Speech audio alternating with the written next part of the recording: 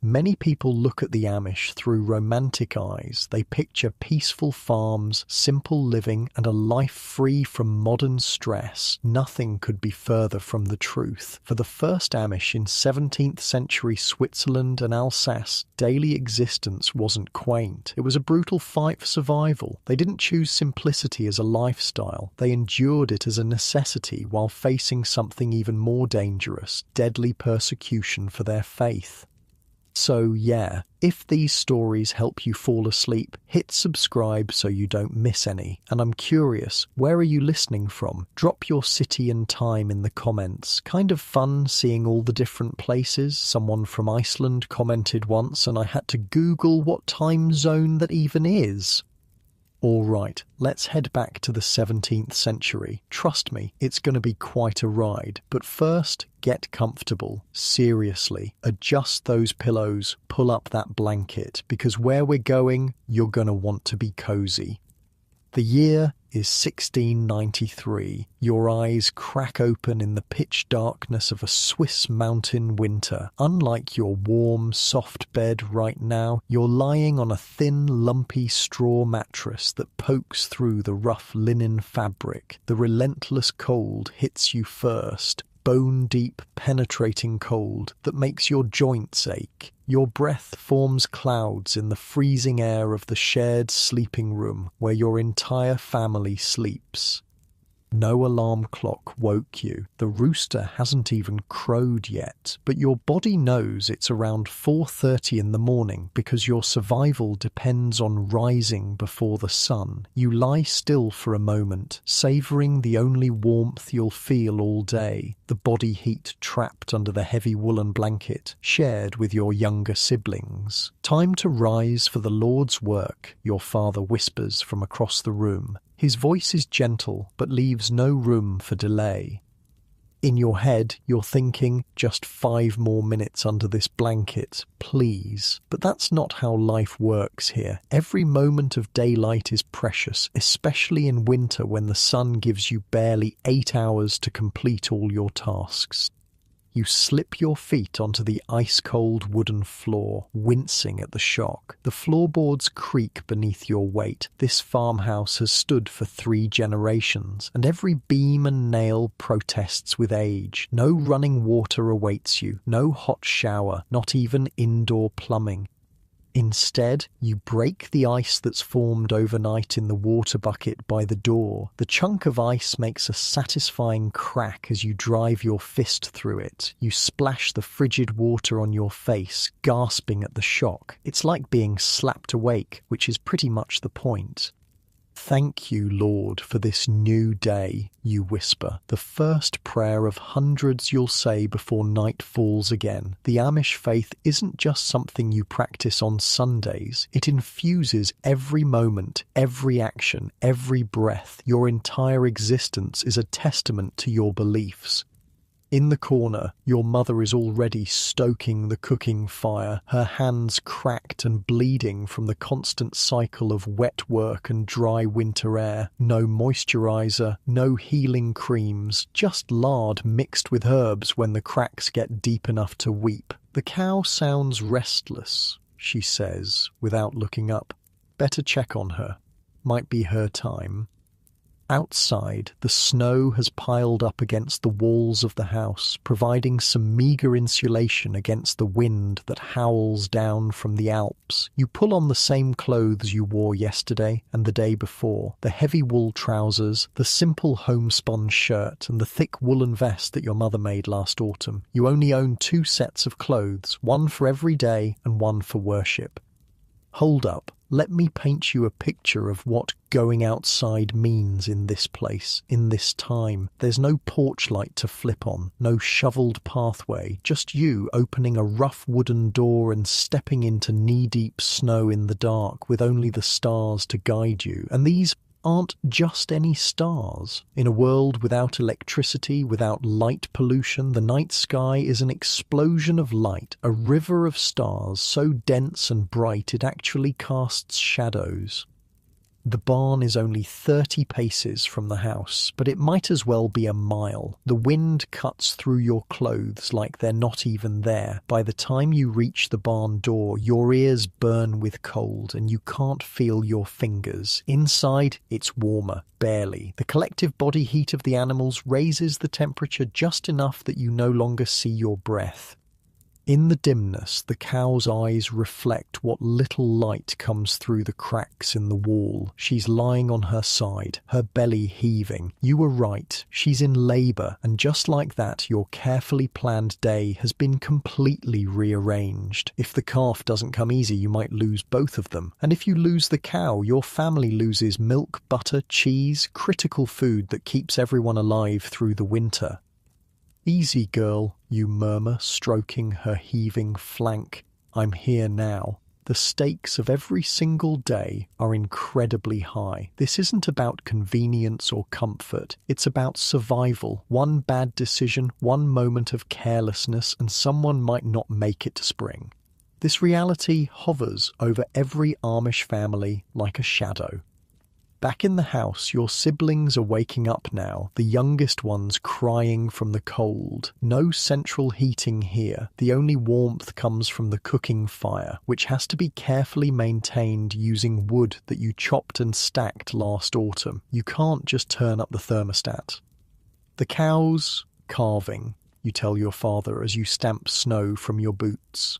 He nods, his face grave beneath his beard. "I'll help." You get the morning porridge started for the little ones.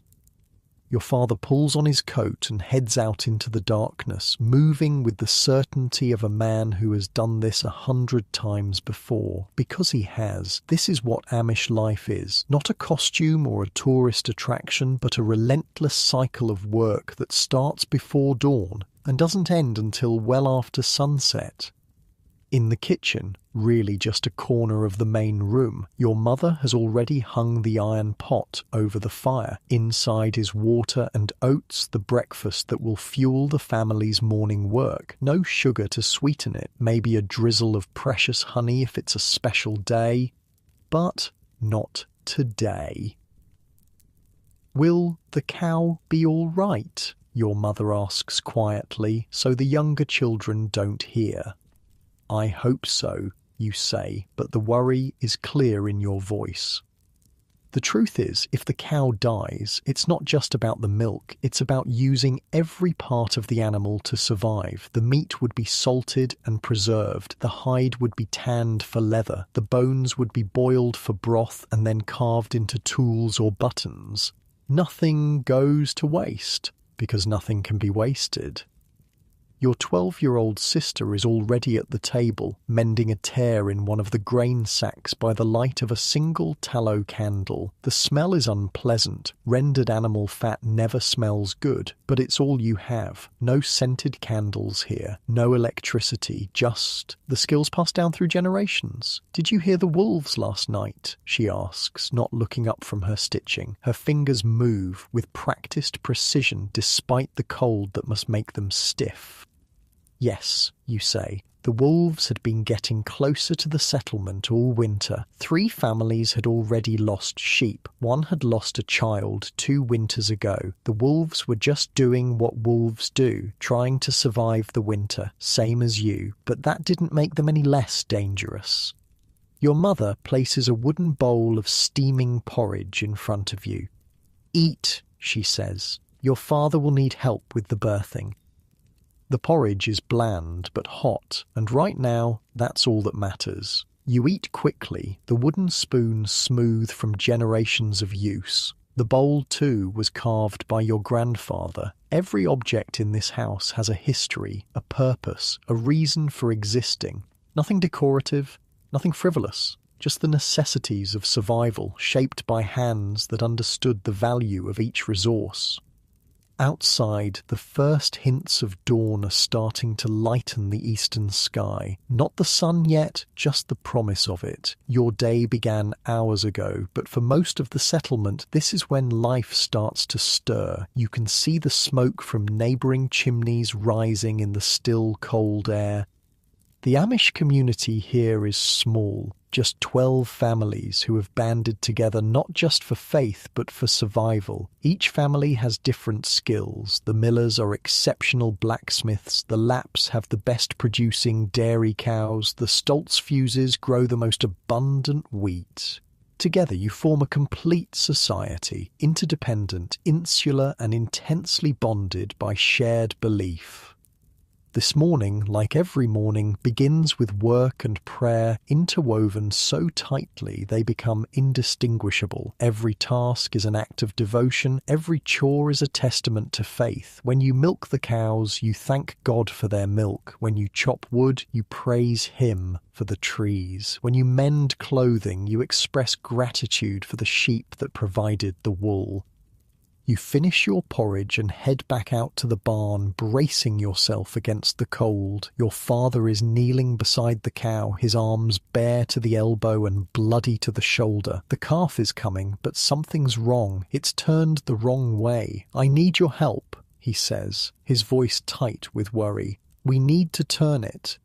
And just like that, you're up to your arm inside the birth canal of a cow, trying to rotate a calf that probably weighs 50 pounds while the mother bellows in pain and fear. This is not a job for the squeamish. This is not a job for the weak. This is life and death happening right here in your hands. Your father talks you through it, his voice calm despite the stakes. Feel for the head, now the front legs. We need those to come first.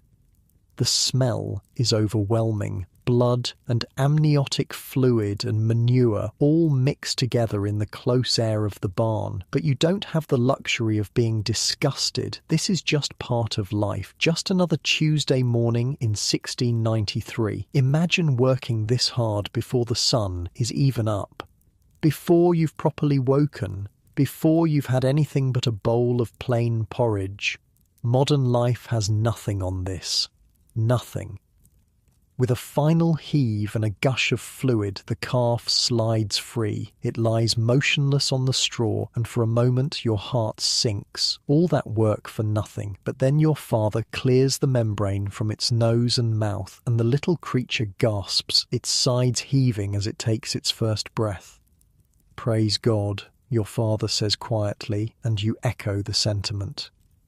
The cow is exhausted but alive, already turning her head to lick her newborn clean. You and your father sit back on your heels, covered in birth fluids but smiling with relief. One crisis averted. The day can now proceed. But as you step outside the barn, you see a figure hurrying up the path.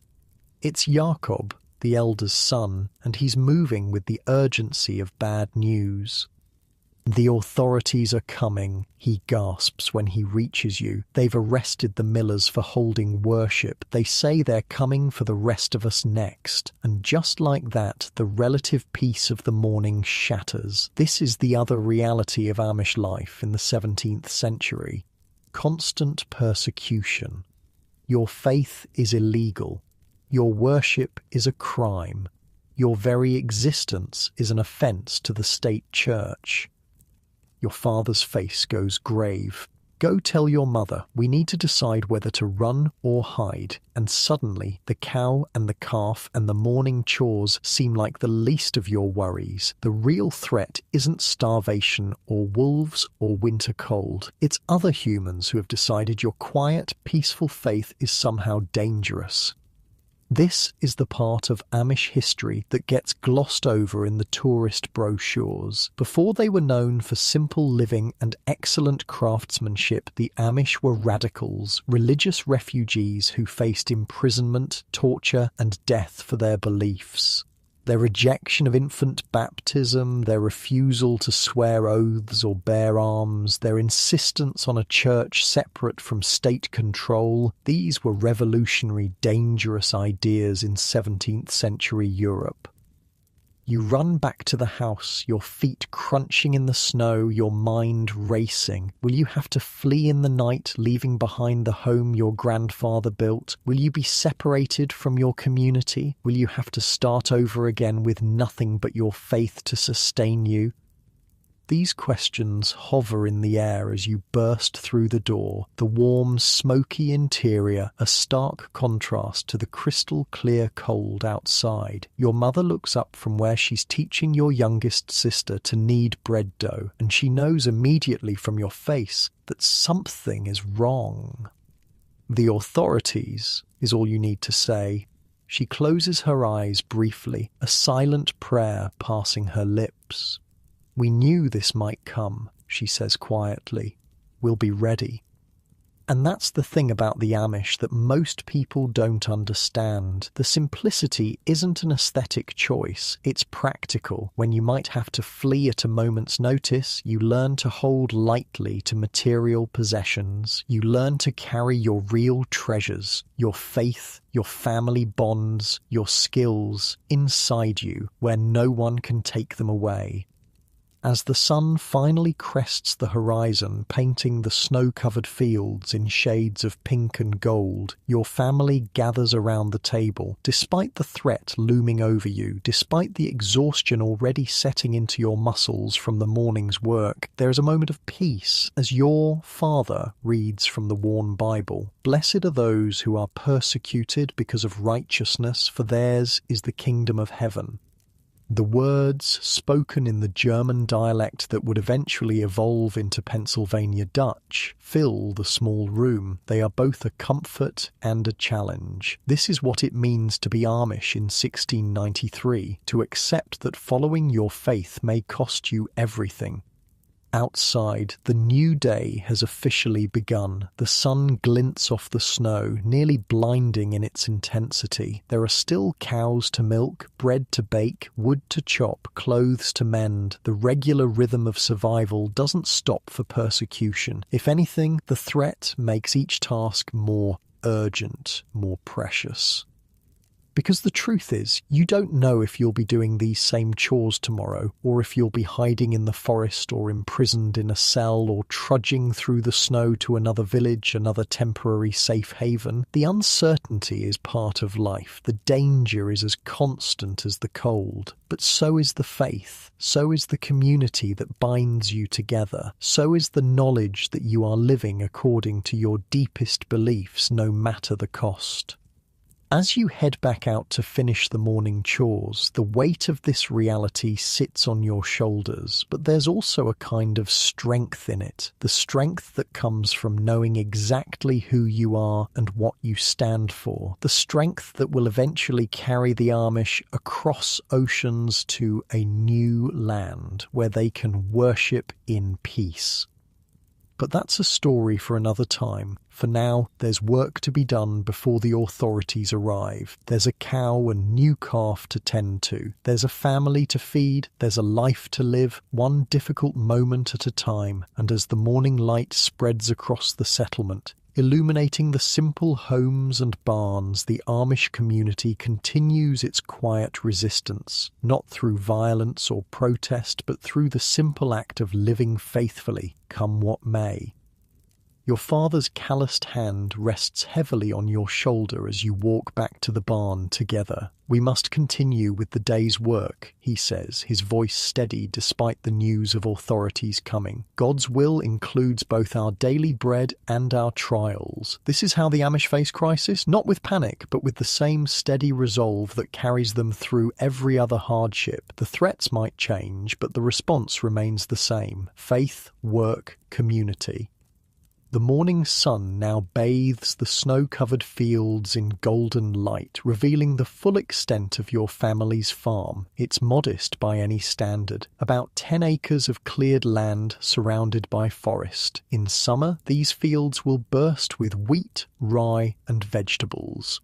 Now, in the depths of winter, they lie dormant under a thick blanket of snow. "Jakob says we have until tomorrow, maybe the day after," your father explains as you fork fresh hay to the animals. "The elders will meet tonight to decide whether we stay or flee." You nod, not trusting yourself to speak. You've heard stories of Amish families torn apart, parents imprisoned, children sent to be raised by state-approved families, property seized. The fear sits like a stone in your stomach, but your hands never stop working. The animals still need to be fed, regardless of human problems. In the 17th century Swiss countryside, farming isn't just an occupation, it's a complete way of life that demands every ounce of your energy and ingenuity. Modern farmers with their tractors and fertilizers would hardly recognize the backbreaking labor that goes into coaxing food from the soil using only hand tools and draft animals. The plough blade needs mending, your father says, examining the crucial tool that hangs on the barn wall. We'll need to visit the millers. His voice trails off as he remembers. I suppose we'll have to do without now that they've been taken.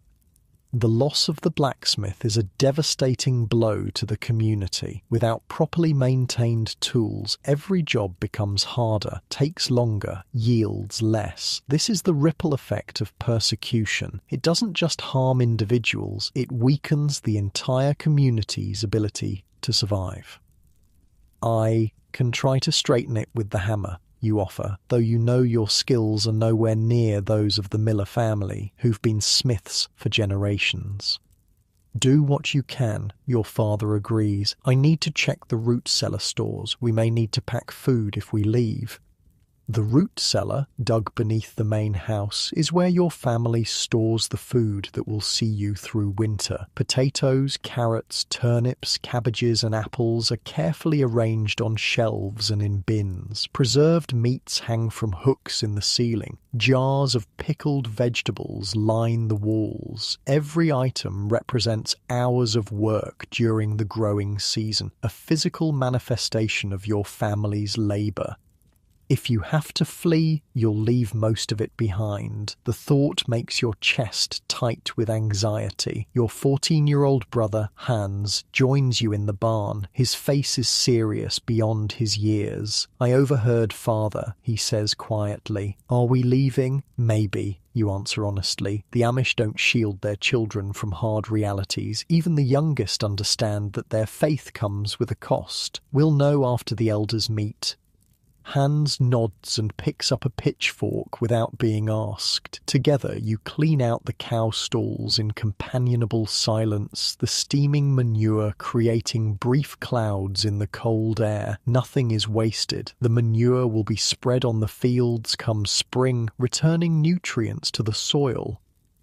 I don't want to leave, Hans finally says, his voice small. I like it here. You rest your hand on his shoulder, feeling the bony frame beneath his woolen shirt. Home isn't a place, you tell him, repeating what your mother has told you. Home is our family, our community, our faith. He looks unconvinced, but nods anyway and returns to his work. Children grow up fast in this world. They have to. By mid-morning, the entire family is engaged in the day's tasks. Even with the threat of authorities looming, the rhythm of life continues. Your youngest siblings, ages 5 and 7, collect eggs from the chicken coop, carefully placing each one in their woven baskets. One broken egg means one less meal for the family. Look, the 5-year-old calls excitedly. Marta laid 2 today. Marta is what she's named her favourite hen, though naming animals is gently discouraged. When you raise creatures for food, attachment only makes the inevitable butchering more difficult. But children are children in any century. That's good, you tell her with a smile. God provides. Meanwhile, your mother and older sisters are engaged in the endless work of turning raw materials into usable goods. In the main room of the house, they've set up the spinning wheel and loom. The click-clack of the shuttle passing back and forth creates a soothing backdrop to their quiet conversation. The wool they're working with came from your own sheep sheared last spring. It's been cleaned, carded, spun into thread, and now is being woven into cloth that will eventually become clothing. In the 17th century, there's no running to the store for a new shirt. Everything must be made by hand, a process that takes months from start to finish. The clothes you're wearing right now represent hundreds of hours of labor, from raising the sheep to the final stitching. We should focus on making warm socks today, your mother says practically. If we need to travel, good socks will be essential.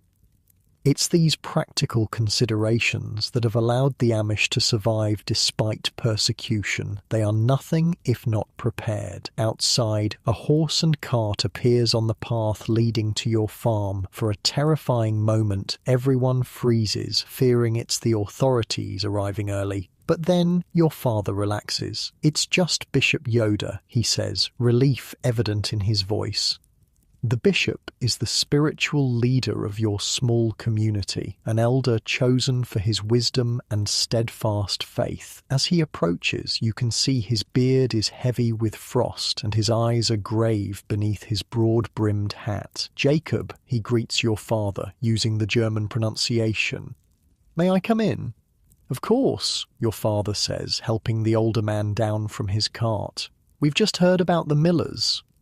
Inside, your mother quickly pours a cup of hot tea for the bishop, one of the few luxuries the Amish allow themselves. Tea is precious, imported and expensive, saved for special occasions or to honour important guests. "The situation is worse than we feared," Bishop Yoda says, after taking a grateful sip. "The authorities have new orders from Bern. Any found practicing Anabaptist worship will be imprisoned. Children will be removed and placed with state-approved families."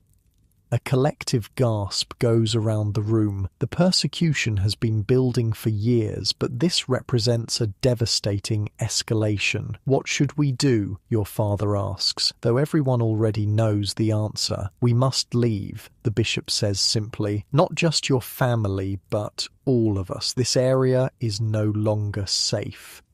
And just like that, the decision is made. By this time tomorrow, you will abandon the only home you've ever known. The news settles over the family like a heavy blanket. No one speaks for a long moment. Then your mother stands, smoothing her apron with practical hands.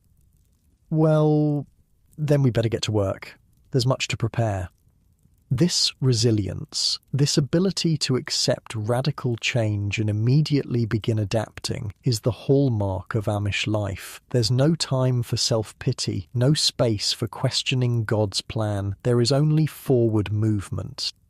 The rest of the day transforms into a carefully orchestrated dance of preparation. Every family member, down to the youngest, has tasks to complete. The most important possessions must be sorted from those that will be left behind. Food must be packed, clothing must be gathered, tools must be selected. Only the most essential can come with you, as everything must be carried or loaded onto the single family cart. You're sent to the barn to prepare the animals. Some will come with you. The horses, a milk cow, a few chickens. The rest must be given away to non-Amish neighbours who have sometimes shown kindness. It breaks your heart to lead the young calf away from its mother, knowing they'll never see each other again. But sentiment can't override practicality. The young cow is simply too weak to make the journey. "Take good care of her," you tell the neighbour's son who has come to collect the animals. He nods solemnly, understanding the gravity of what's happening even though his family doesn't share your faith. "My father says to tell you that you can come to our farm if you need to hide," he whispers, glancing around nervously as if the authorities might already be watching. "We have a space in the hayloft." This small kindness nearly brings tears to your eyes. "Thank you," you say. "May God bless you for your mercy." As the afternoon wears on, more visitors arrive, other Amish families coming to confirm plans, share resources, offer help. This is the strength of the community. No one faces hardship alone. The women gather in the kitchen, cooking an enormous meal from the perishable foods that can't be taken along. It's a strange feast born of necessity rather than celebration, but there's something beautiful about it too. One last moment of abundance before the lean journey ahead. "We'll travel together to the Emmental Valley," Bishop Yoda explains to the gathered men. "I have contacts there who will shelter us temporarily. From there, we may need to move further east, perhaps even to Alsace or the Palatinate. These places sound impossibly distant to you. You've never travelled more than 10 miles from your home. The world beyond the mountains is as unknown as the far side of the moon."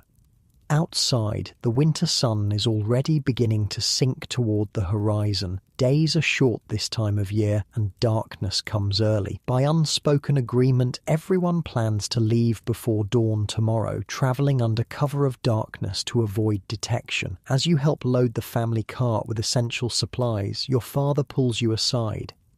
"I have a special task for you," he says, his voice low. From inside his vest, he pulls out a small leather pouch. This contains the family Bible and our most important documents. If we're stopped and searched, these would be taken and destroyed. I need you to hide them on your person.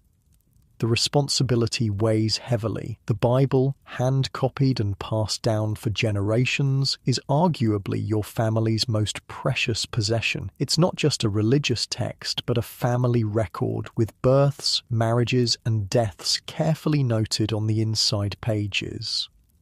"I'll guard it with my life," you promise, tucking the pouch beneath your own clothing.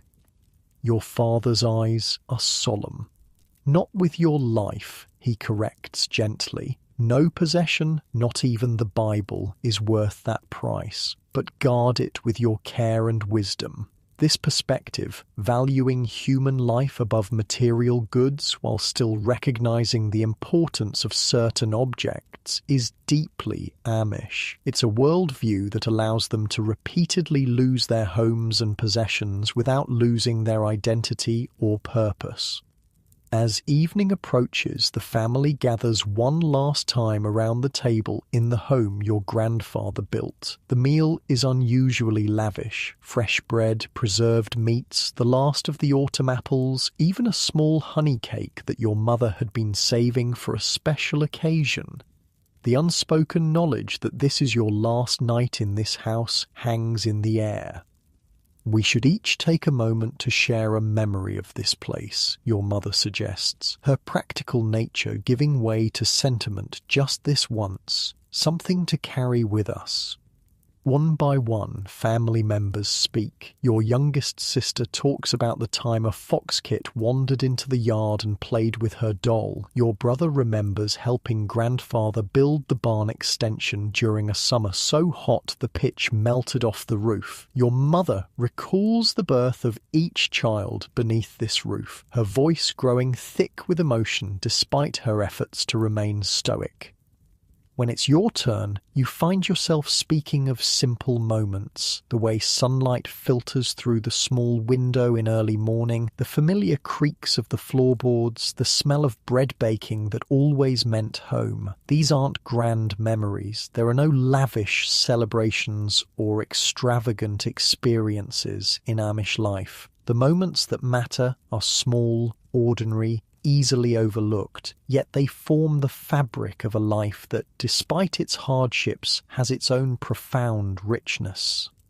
After the meal, your father reads from the Bible one last time in this house. His voice is steady as he chooses a passage that has guided Amish life for generations. "Do not store up for yourselves treasures on earth, where moths and vermin destroy, and where thieves break in and steal, but store up for yourselves treasures in heaven, where moths and vermin do not destroy, and where thieves do not break in and steal. For where your treasure is, there your heart will be also." The words take on new meaning tonight as you prepare to leave behind nearly everything you own. What remains are the intangibles: faith, family bonds, community, skills, knowledge. These are the true treasures that no authority can confiscate, no persecution can diminish. As darkness falls completely, you make one last circuit of the farm. The familiar buildings are just silhouettes against the star-filled sky now. The well where you've drawn water every day of your life. The apple tree your grandfather planted as a sapling. The stone wall you helped repair last summer. Each landmark is etched in your memory, becoming part of the internal map you carry. You won't cry. Tears are a luxury you can't afford right now. Instead, you silently thank God for the safety this place has provided for as long as it could, and you ask for strength for whatever lies ahead. Back inside, the house is transformed. Most of the furniture remains, too bulky to transport, but the personal touches that made it a home are gone. Beds have been stripped, shelves emptied, walls bare except for the simple pegs where clothing once hung. Try to sleep, your mother advises, though she must know it's almost impossible given the circumstances. Tomorrow will be long and difficult. You lie down on your straw mattress one last time, fully clothed and ready to depart at a moment's notice. The familiar scratching of the straw against your skin, the weight of the woolen blanket, the sounds of your siblings breathing nearby, all of it feels precious now that it's about to be lost. Your mind races with fears and questions. Where will you sleep tomorrow night? Will the authorities catch you on the road? What will happen to the animals left behind? Will you ever return to this place? But beneath the anxiety runs a current of something else, a deep, unshakable faith that has sustained the Amish through generations of persecution. Whatever happens, you are not alone. God travels with you. Your community surrounds you. Your family remains intact. And perhaps, someday, there will be a place where you can worship according to your conscience without fear, a place where the simplicity of Amish life can be a choice rather than a necessity of constant flight. That hope, fragile but persistent, finally allows you to drift into an uneasy sleep. Your last night in the only home you've ever known, on the eve of a journey that will test every aspect of your faith and resilience. Outside, a light snow begins to fall, gradually erasing the day's footprints and preparing a clean white canvas for whatever tomorrow may bring. A firm hand on your shoulder pulls you from sleep. It's still pitch black, but your father's silhouette is visible against the faint starlight coming through the small window. "It's time," he whispers. Your body feels leaden with exhaustion. You couldn't have been asleep for more than 2 hours, but there's no time to shake off the grogginess, no time for complaints. This is life or death. The room is alive with quiet movement as your siblings gather their few personal belongings.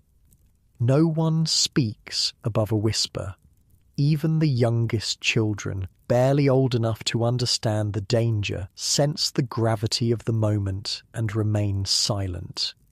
Outside, the pre-dawn air hits you like a slap, the cold so intense it burns your lungs. Fresh snow blankets everything, transforming the familiar landscape into something alien and pristine. Your footprints are the first to mar its perfect surface, each step marking your family's desperate escape. "Look at that," your father murmurs, gesturing upward. The night sky is a riot of stars, more brilliant than you've ever seen them. The Milky Way stretches across the heavens like a glowing ribbon, and for a moment, despite everything, you feel a sense of wonder. This beauty exists regardless of human troubles. It will remain long after your footprints have been erased. "God's lanterns to light our way," your mother says, joining you with a bundle in her arms. The family cart stands ready, loaded with everything you could salvage. The horse stamps impatiently, its breath forming clouds in the frigid air. Your father helps your youngest siblings climb onto the cart, burying them under blankets and furs to ward off the deadly cold. "We walk alongside," he tells you and your older siblings. "Save the horse's strength for the mountain paths." As you prepare to leave, your mother pauses at the doorway of your home. She places her hand on the rough wooden frame, a silent goodbye to the place where she bore and raised her children. Then, without looking back, she joins your father at the front of the cart. Your journey begins in silence, broken only by the creak of wooden wheels on packed snow and the occasional snort from the horse. The sky gradually lightens to deep blue as you follow the narrow path through the forest, heading toward the meeting point where the other families will gather. "Remember when we found those blueberry bushes right over there?" your sister whispers, pointing to a snow-covered thicket. "And came home with purple mouths," you add with a small smile. "Mother thought we'd caught some strange disease." These memories float up like bubbles as you pass familiar landmarks for the last time. Each curve in the path, each distinctive tree or rock formation holds a story, a piece of your life that you're now leaving behind. After an hour of careful travel, you reach the clearing where other Amish families are gathering. The sight steals your breath, not just 3 or 4 families as you expected, but nearly 20 carts loaded with people and possessions. The entire settlement has chosen to flee rather than face imprisonment or forced conversion. "Jakob," your father calls softly, spotting the elder's son who had brought the warning yesterday. The young man hurries over, his face drawn with exhaustion. "You made it. Good. We're almost ready to depart." In the center of the clearing stands Bishop Yoda, conferring quietly with several men who form the church leadership. Despite the circumstances, they maintain the calm dignity that characterizes Amish elders. There's no panic, no shouting, just deliberate organization as they prepare to lead their people to safety. "Brothers and sisters," the bishop finally calls, his voice carrying just far enough to reach everyone without risking detection. "Before we begin our journey, let us join in prayer." Without hesitation, every person in the clearing, from the oldest grandmother to the smallest child, kneels in the snow. The discomfort means nothing compared to the act of worship that binds you together. This is the essence of Amish life, not the plain clothes or the simple tools, but this a community knit so tightly together by shared faith that they will abandon everything rather than compromise their beliefs. The bishop's prayer is short but profound, asking not for easy passage or material comfort, but for strength, courage, and unwavering faith. When he finishes, a chorus of whispered amens rises from the assembled families. "We travel as one body," he instructs as people rise and prepare to move out. "The strongest among us will help the weakest. No one will be left behind." As if to demonstrate this principle, you watch as 2 young men lift an elderly woman onto their cart, carefully tucking blankets around her frail form. Nearby, a mother with a newborn hands her 3 older children over to a neighbouring family whose cart has more space. "Are you afraid?" asks a voice beside you. You turn to find Margaret, the blacksmith's daughter, walking alongside you. At 16, she's your age exactly, born just 3 days apart. In another life, perhaps you might have courted her someday. Now, who knows if your paths will remain connected? Yes, you admit? Because honesty is valued above pride in your community. But not enough to turn back. She nods, understanding perfectly. "My father says God tests faith through fire. This is our fire." Her father, the community's blacksmith, was among those arrested yesterday. No one knows if they'll ever see him again. The procession begins to move through the forest, following trails known only to the local Amish. Your community has always prepared for this possibility, scouting escape routes and memorizing paths that avoid main roads. The knowledge is passed down from father to son, mother to daughter, another layer of survival strategy in a world that often turns hostile. As the weak winter sun finally crests the horizon, your caravan reaches a steep mountain path that will take you over the ridge and away from immediate danger. The going is painfully slow, with each family helping the others navigate the treacherous terrain. Carts must be partially unloaded at the steepest points, their contents carried by hand until the path levels out again. "Look," your brother Hans says during one such pause, pointing back the way you came. In the valley below, barely visible through the trees, you can see mounted figures moving along the main road, the authorities searching for those who have fled. Your departure was not a moment too soon. They won't find our trail until the snow melts, your father says confidently. By then we'll be far away. By midday, your group has reached a plateau high in the mountains. The bishop calls for a brief rest, knowing that people and animals alike need to recover their strength. Food is shared communally: hard bread, dried meat, a few precious apples saved from the autumn harvest. No one takes more than they need, and no one goes without.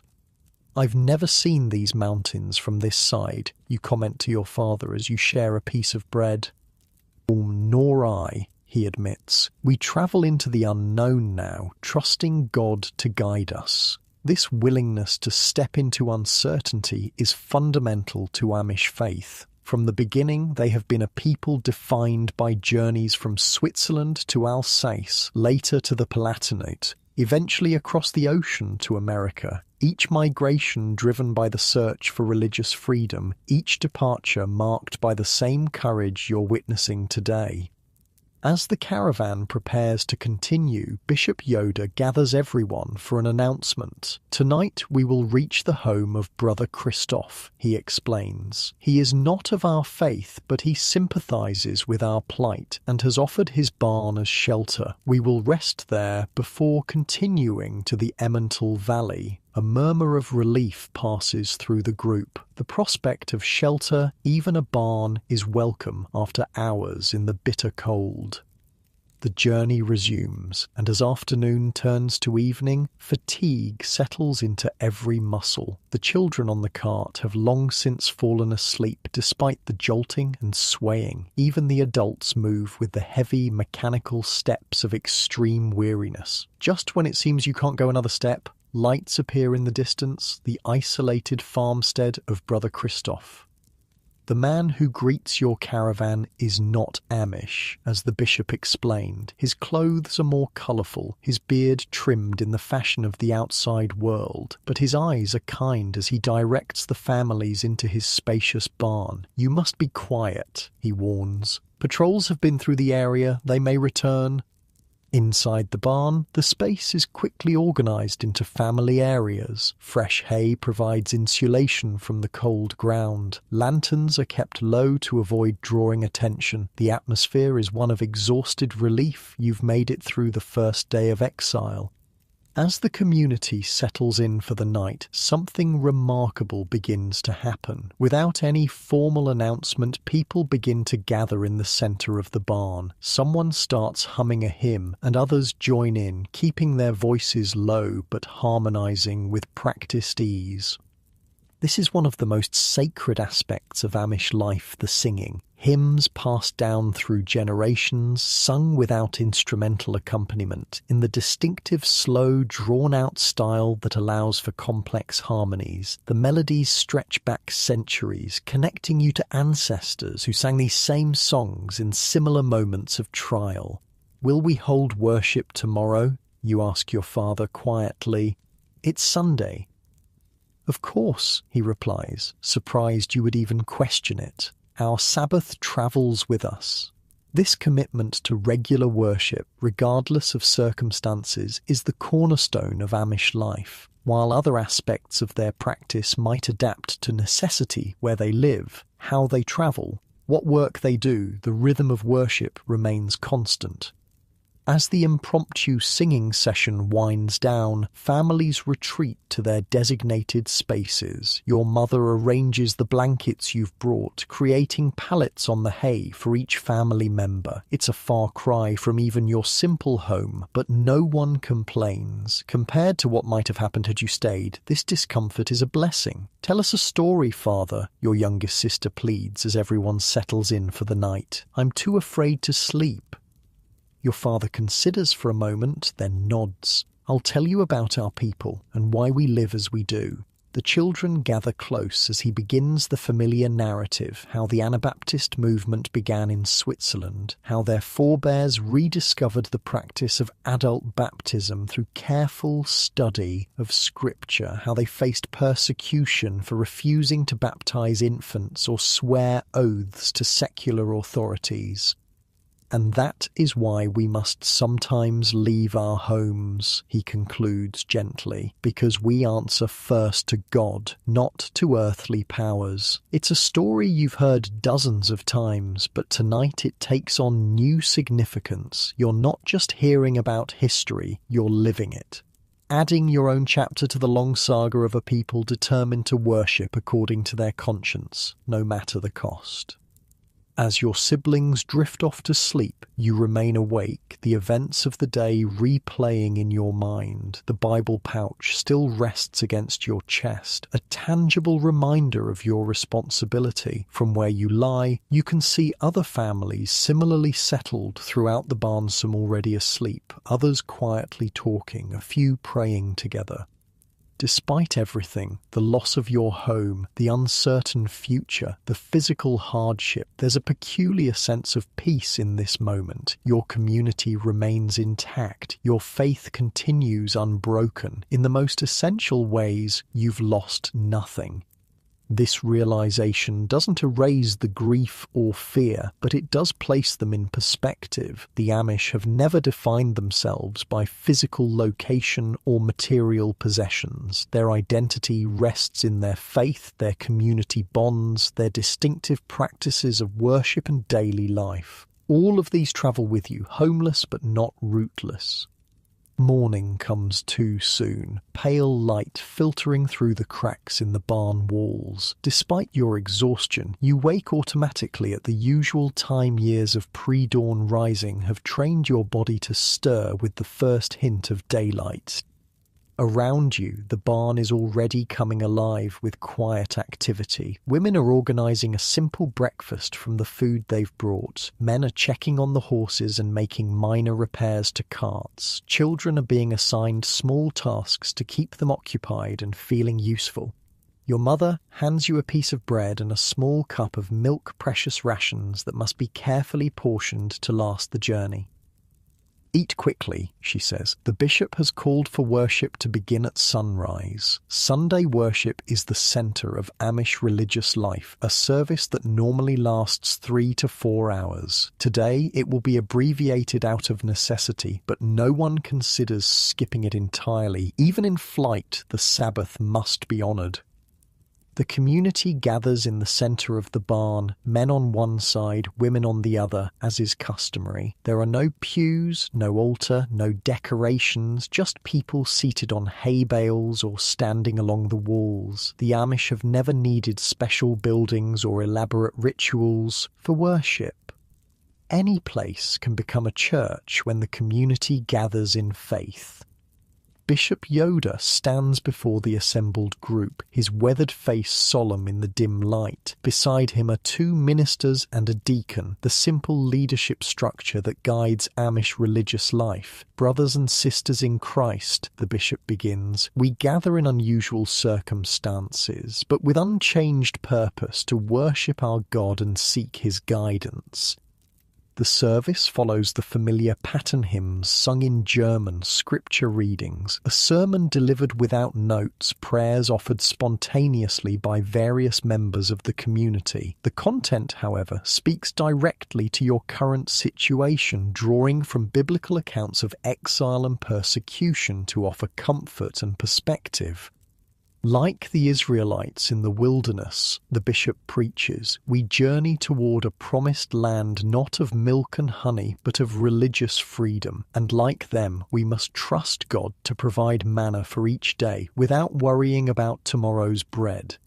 As you listen, you realize this is perhaps the purest expression of Amish worship you've ever experienced. Stripped of even the modest comforts of a regular meeting house, gathered in secret like the early Christians, your community has reduced faith to its essential elements: a shared belief, mutual support, simple devotion. The service concludes with a moment of silent prayer, each person communing privately with God before the practical demands of the day resume. As people begin to disperse, Brother Christoph enters the barn, his expression troubled. "You must leave immediately," he tells the bishop. "A patrol was asking questions in the village below. They may come this way." The news sends a ripple of controlled urgency through the group. Within minutes, the barn is a flurry of activity as families gather their belongings and prepare the carts. The peaceful interlude of worship gives way to the harsh reality of continued flight. Your father helps your mother and younger siblings onto the cart while you and Hans harness the horse. There's a practiced efficiency to your movements now. This is the second time in 2 days you've had to pack up and flee. Already it's becoming routine. "Thank you for the risk you've taken for us," Bishop Yoda tells Brother Christoph as the caravan prepares to depart. "May God protect you from any consequences." The man nods solemnly. "Travel safely. I'll misdirect any who come asking." This is another aspect of Amish survival that's rarely documented: the network of sympathizers who, while not sharing their faith completely, respect their commitment enough to offer aid. These allies are crucial links in the underground movement of Anabaptist refugees across Europe. As your caravan slips away from the farmstead, taking lesser-known paths through the mountains, you find yourself walking beside Margaret again. The blacksmith's daughter looks even more tired than yesterday, dark circles under her eyes betraying a sleepless night. "I keep thinking about my father," she admits quietly, "wondering if he's cold, if they're feeding him, if he's being mistreated." What can you say to comfort her? Empty reassurances would dishonor her worry. Instead, you simply walk alongside in supportive silence, occasionally helping her navigate difficult parts of the path. This too is fundamentally Amish: the willingness to bear witness to another's suffering without trying to minimize it or explain it away, to simply be present, offering practical help rather than hollow words. As the day progresses, the terrain becomes increasingly challenging. The path narrows, winding along steep mountain slopes where a misstep could be fatal. The carts must be led with extreme care, sometimes requiring 4 or 5 men to guide a single vehicle around particularly treacherous turns. "How much farther?" Hans asks during a brief rest stop, his young face lined with exhaustion. 2 days to the Emmental Valley," your father replies. "If God wills it." The phrase, "if God wills it," is no empty saying among the Amish. It reflects a deep acceptance that human plans are always contingent, always subject to divine intervention. You make every practical effort, use all your skill and knowledge, but ultimately the outcome rests in God's hands. This worldview shapes every aspect of Amish life. It's why they reject insurance. It suggests an attempt to control the future rather than accepting God's will. It's why they avoid litigation. It tries to force justice rather than waiting for God's judgment. It's why they emphasize forgiveness over revenge. Vengeance belongs to the Lord, not to human hands. By late afternoon, your caravan reaches a relatively sheltered valley where the bishop decides you'll make camp for the night. Unlike the previous evening, there's no barn or structure to offer protection, just the forest itself. Immediately, the community begins preparing for nightfall. The men gather firewood and create simple shelters using branches and the canvas covers from the carts. The women organize food and tend to the children. The oldest boys care for the horses, ensuring they're fed and watered despite the difficult conditions. You're assigned to help build a shelter for your family, working alongside your father and brother. The labor is demanding after a full day of travel, but the physical activity keeps you warm as the temperature drops with the setting sun. Remember when we built that playhouse in the summer? Hans asks as you lash branches together to form a framework. This is just like that, only bigger. You smile at the comparison. Hans has a gift for finding connections between past joys and present challenges, a way of making even difficult situations feel manageable by linking them to familiar experiences. As darkness falls, small cooking fires illuminate the encampment, carefully tended to provide warmth without creating too much smoke that might be spotted from a distance. Families cluster around these modest flames, sharing both heat and community. Your mother has managed to make a simple stew using dried vegetables, preserved meat, and snow melted to water. It's thin and would hardly be considered a proper meal in normal times, but after a day of hard travel, it tastes like a feast. We should sing, suggests one of the elders as people finish their meagre suppers. Not hymns they might carry too far, but the working songs. And so, as the night deepens, the Amish gather in small groups to sing the traditional songs that normally accompany their daily labor-planting songs, harvest songs, weaving songs. These melodies, less formal than worship hymns but no less meaningful, celebrate the dignity of work and the rhythm of rural life. This is how the Amish face adversity not with despair or rage, but with creativity and cultural affirmation. When they cannot safely practice their faith in the usual ways, they find alternatives that maintain their essential identity while adapting to circumstances. As the singing winds down and families retreat to their makeshift shelters, you find a moment to approach Bishop Yoda with a question that's been troubling you. Bishop, you ask respectfully, why does God allow this persecution? If our faith is true, why must we constantly flee? The old man considers your question thoughtfully, not dismissing it as impertinent or doubtful. The Amish encourage sincere questioning, even about difficult theological matters. The early Christians were persecuted too, he finally answers, as were the prophets before them. Perhaps it is not despite our faith being true, but because of it that we face opposition. It's not a complete answer, not a neat explanation that resolves all doubt, but it offers a framework for understanding suffering as something that can have meaning rather than being merely senseless cruelty. And remember, the bishop adds gently, Jesus never promised his followers an easy pathway that he would walk it with them. You nod, turning these words over in your mind as you make your way back to your family's shelter. The structure is crude, but functional branches lashed together and covered with canvas, open on one side to face the small fire that will provide warmth through the night. Inside, your younger siblings are already asleep, huddled together for warmth. Your mother sits nearby, mending a tear in one of the blankets by firelight. Your father is outside, taking his turn at the watch that will guard the encampment through the night. You should rest, your mother tells you, looking up from her work. Tomorrow will be another long day. You settle onto the bed of pine boughs that will serve as your mattress tonight, pulling a blanket over yourself. Despite the hard ground and the cold that seeps through your clothing, exhaustion quickly pulls you towards sleep.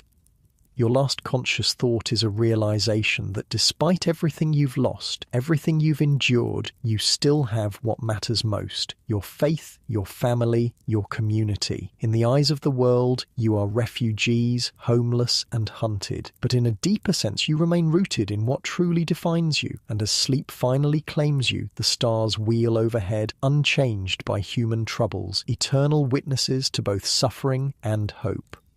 Dawn arrives with a crystalline beauty that belies your circumstances. Frost coats every branch and needle in the forest, transforming the makeshift camp into a glittering wonderland. For a moment, watching the sun's first rays catch this sparkle, you almost forget you're a refugee. Your body, however, remembers. Every muscle aches from yesterday's journey. Your stomach growls insistently, a reminder that the small portions of travelling food cannot match the nourishment of regular meals back home. Beautiful, isn't it? Your father says, joining you at the edge of the camp. God's artistry doesn't stop, even when our world is turned upside down. This ability to appreciate beauty amid hardship is characteristically Amish. Faith teaches you to find God's hand in everything from frost-covered pines to the most difficult circumstances. Around the camp, families are stirring. The morning routine begins with prayer individual devotions rather than community worship, each person or family group starting their day by reconnecting with their faith. Then comes the practical business of breaking camp, a process that happens with remarkable efficiency despite everyone's exhaustion. "We're running low on bread," your mother announces as she takes inventory of the food supplies. The concern in her voice is evident. Bread isn't just food for the Amish. It's a staple that forms the foundation of almost every meal. Bishop Yoda, overhearing, approaches your family's cart. "We'll stop midday at a place where we can bake," he assures her. "I know a mill a few hours ahead where the owner sympathizes with our cause."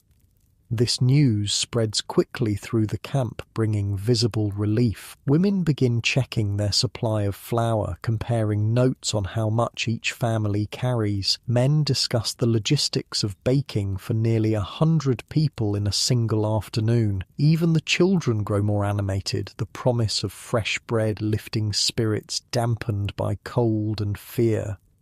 As the caravan gets underway, following a narrow path that winds through dense forest, you find yourself walking alongside Jacob, the elder's son, who brought the first warning of persecution. "Did you manage to bring any yeast?" he asks. His family specializes in grain farming, and his mother is known throughout the settlement for her exceptional bread. You shake your head. "Everything happened too quickly, but my mother says she can make sourdough if we have time." The conversation turns to food, as discussions often do when supplies grow scarce. Jacob describes the special holiday bread his mother makes at Christmas, a rich, sweet loaf studded with dried fruits and nuts. You recall the potato bread your grandmother taught you to make, which stays fresh longer than wheat bread during the winter months. These aren't just recipes you're sharing, but cultural touchstones, fragments of identity preserved through food traditions passed from one generation to the next. For the Amish, cooking isn't merely about sustenance. It's a form of cultural expression, a way of maintaining connections to ancestors and community. By midday, your caravan reaches the promised miller-sturdy stone building perched beside a swift-running stream. The mill wheel turns steadily, powered by water that hasn't yet frozen in the winter cold. Smoke rises from the chimney, a welcome sign of warmth within. The miller, a burly man with flour perpetually dusting his beard, greets Bishop Yoda like an old friend. Though not Amish himself, he clearly shares some bond with your community. "You can use the ovens as long as needed," he tells the bishop. "I've sent my apprentices to town on errands, so we won't be disturbed. My wife has prepared soup for your people." This unexpected generosity brings tears to several women's eyes. A hot meal, something as simple as soup, has suddenly become a luxury beyond price. The Amish respond to kindness with immediate action. While some families remain with the carts, keeping watch for any sign of authorities, others organise a temporary bakery in the mill's kitchen. Men bring in firewood to stoke the large brick ovens that normally provide the miller's family bread. Women unpack precious stores of flour, their movements quick and practiced despite the unfamiliar surroundings. Your mother puts you in charge of the younger children, keeping them occupied and out of the way while she joins the baking effort. You lead them to a corner of the mill's main room where the massive grinding stones slowly turn, transforming grain into flour. See how the big wheel connects to this smaller one, you explain, pointing to the wooden gears that transfer power from the water wheel outside to the millstones inside. That's called mechanical advantage. It's how something as simple as flowing water can do the hard work of grinding. The children watch, fascinated by the intricate dance of wheels and gears. Even in these circumstances, learning continues, practical knowledge passed down through observation and explanation rather than formal schooling. In the kitchen, a remarkable transformation is taking place. The space, designed for a single family's baking, now accommodates nearly 20 women working in coordinated harmony. Some mix dough in large wooden troughs, their strong arms kneading with practiced efficiency. Others shape loaves on floured boards, their fingers pinching and folding with quick precision. Still others manage the ovens, sliding paddle-like peels laden with raw loaves into the fiery interior, then retrieving perfectly browned bread minutes later. There's something almost magical about watching Amish women bake. Their movements have a choreographed quality born of endless repetition. These are tasks performed daily since childhood. Each woman knows exactly how the dough should feel beneath her hands, precisely how the crust should look when properly baked, exactly when to rotate loaves for even browning. "Come stir," Margaret's mother calls to you, gesturing toward a pot of soup simmering over the fire. My arms are needed for kneading. You take her place at the hearth, stirring the simple but aromatic mixture root vegetables, dried herbs, and small pieces of salted meat forming a hearty broth. The steam rising from the pot carries scents that trigger powerful memories of home, of security, of times before flight and fear. "This recipe comes from my grandmother," Margaret tells you, shaping bread nearby. "She said a good soup needs only 3 things: something from the earth, something from the garden, and something to make you strong." This approach to cooking, practical, resourceful, focused on function rather than elaborate flavour, characterises Amish cuisine. Meals are meant to nourish the body for work, not to provide luxury or entertainment. Yet within these practical constraints, generations of Amish women have created food traditions of remarkable durability and meaning. When the first batch of bread emerges from the oven, a palpable wave of pleasure moves through the gathered community. The loaves are simpler than what you'd make at home, basic sourdough with no enrichments of milk, eggs, or butter, but the smell of fresh-baked bread transcends circumstances, connecting this moment of exile to countless meals shared in times of peace and stability. The miller's wife, a kindly woman with work-worn hands, watches with visible emotion as children's faces light up at the distribution of still warm slices. "I've never seen bread appreciated so thoroughly," she comments to your mother. "Hunger is the best seasoning," your mother replies with a sad smile, "and bread made in friendship tastes sweeter than any made in luxury." The meal that follows is simple but deeply satisfying soup served in borrowed bowls, bread torn by hand rather than cut with knives, water from the mill's clean spring. Families sit wherever they can find space on flour sacks, wooden crates, or simply on the stone floor of the mill. The usual Amish mealtime formality has given way to necessity, but the practice of silent prayer before eating remains inviolate, each person bowing their head in momentary thanksgiving. "We need to discuss our next steps," Bishop Yoder announces once everyone has eaten. The adults gather around him, while children continue their meal under the watchful eyes of older siblings. "The route to Emmental is longer than I remembered," the bishop explains, unfolding a crude map drawn on parchment, "and there are reports of increased patrols along the main paths." A solemn discussion follows, weighing the risks of various routes against the community's dwindling supplies and physical stamina. The women contribute practical concerns about food and children's endurance. The men assess terrain difficulties and potential shelter sites. This collaborative decision-making, with each person contributing their specific knowledge while respecting the leadership structure, exemplifies Amish governance at its best. If we take the high pass, one of the elders suggests, tracing a line on the map, we avoid the main patrol routes, but the terrain is difficult, and in this weather, we have many small children and elders. Another points out, the high pass might prove too challenging. The discussion continues in this vein, methodical and thorough. No one raises their voice. No one dismisses another's concern. This deliberate consensus-building approach might seem inefficient to outsiders, but it ensures that decisions reflect the community's collective wisdom rather than a single person's potentially flawed judgment.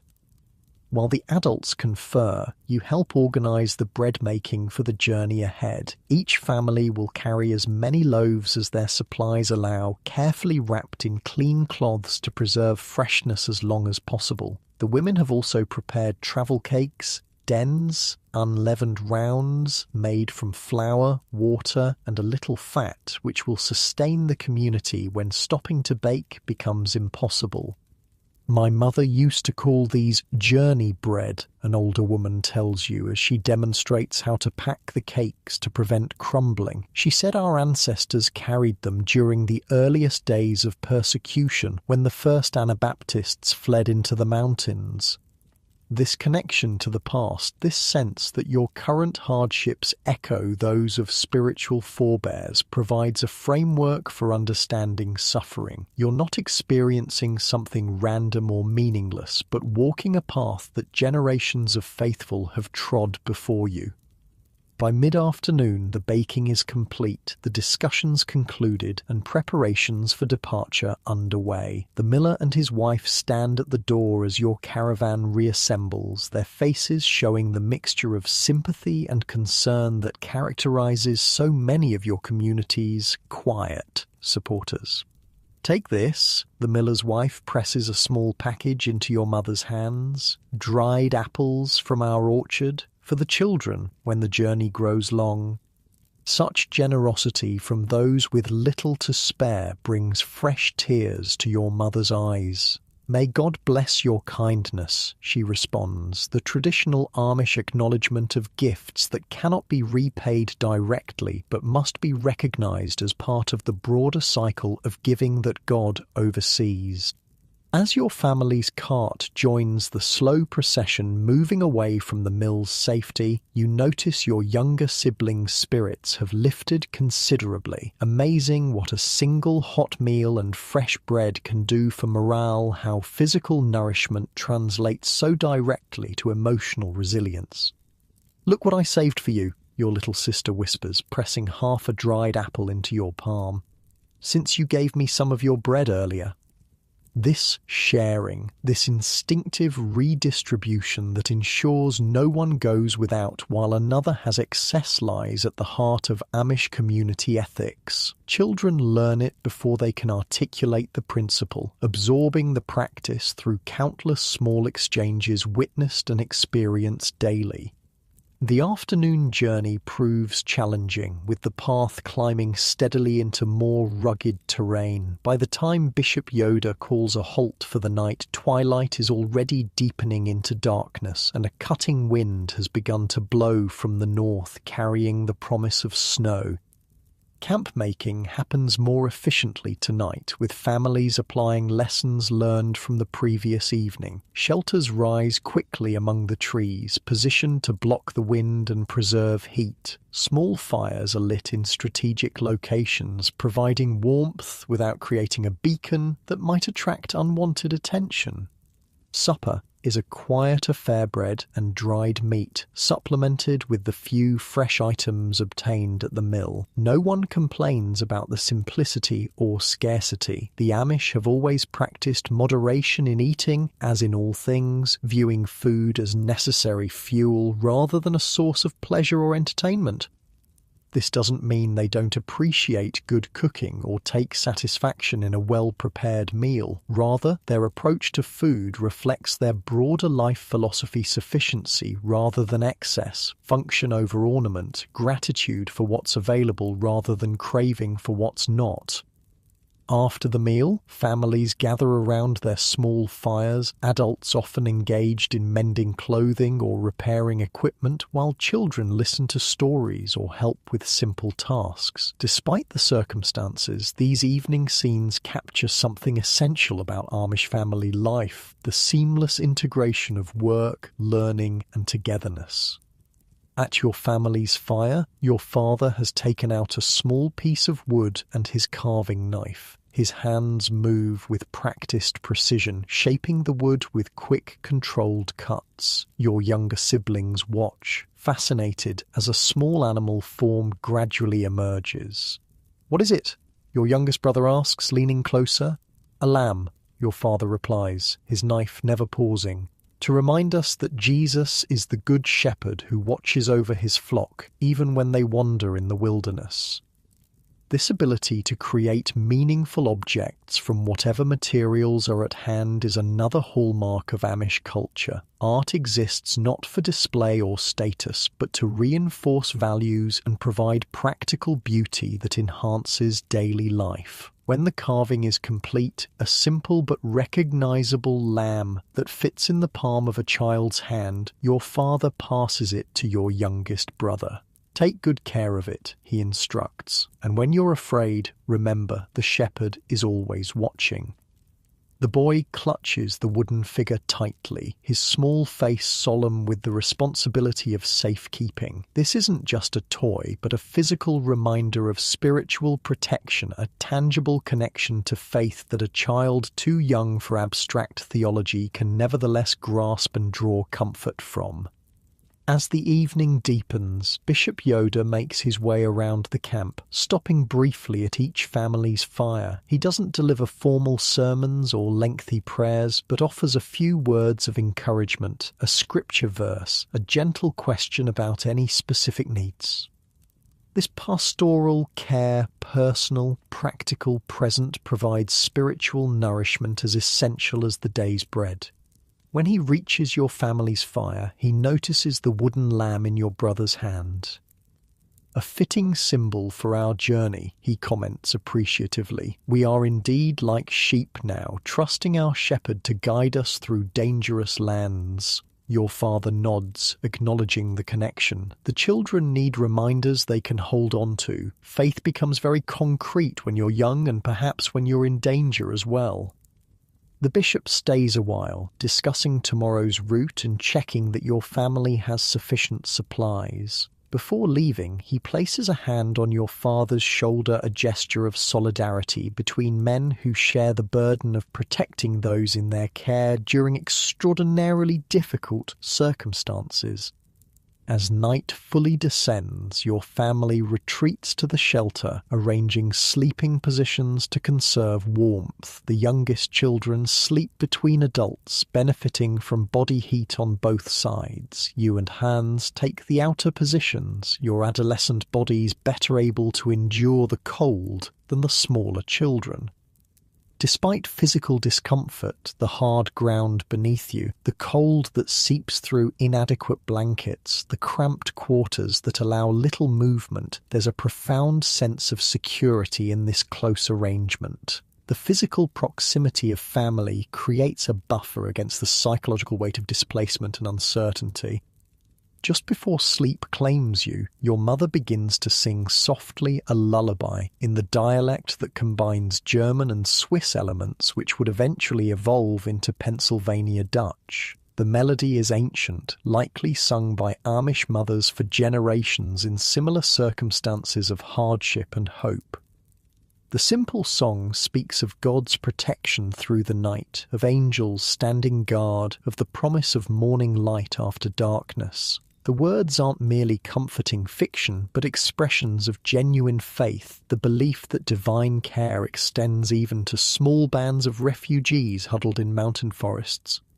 As your mother's voice fades, replaced by the deep breathing of sleeping family members and the occasional pop of dying fires outside, your thoughts drift to the future. What will tomorrow bring? More travel, certainly. More challenges, likely. But also, perhaps, steps toward a place where your community can worship without fear.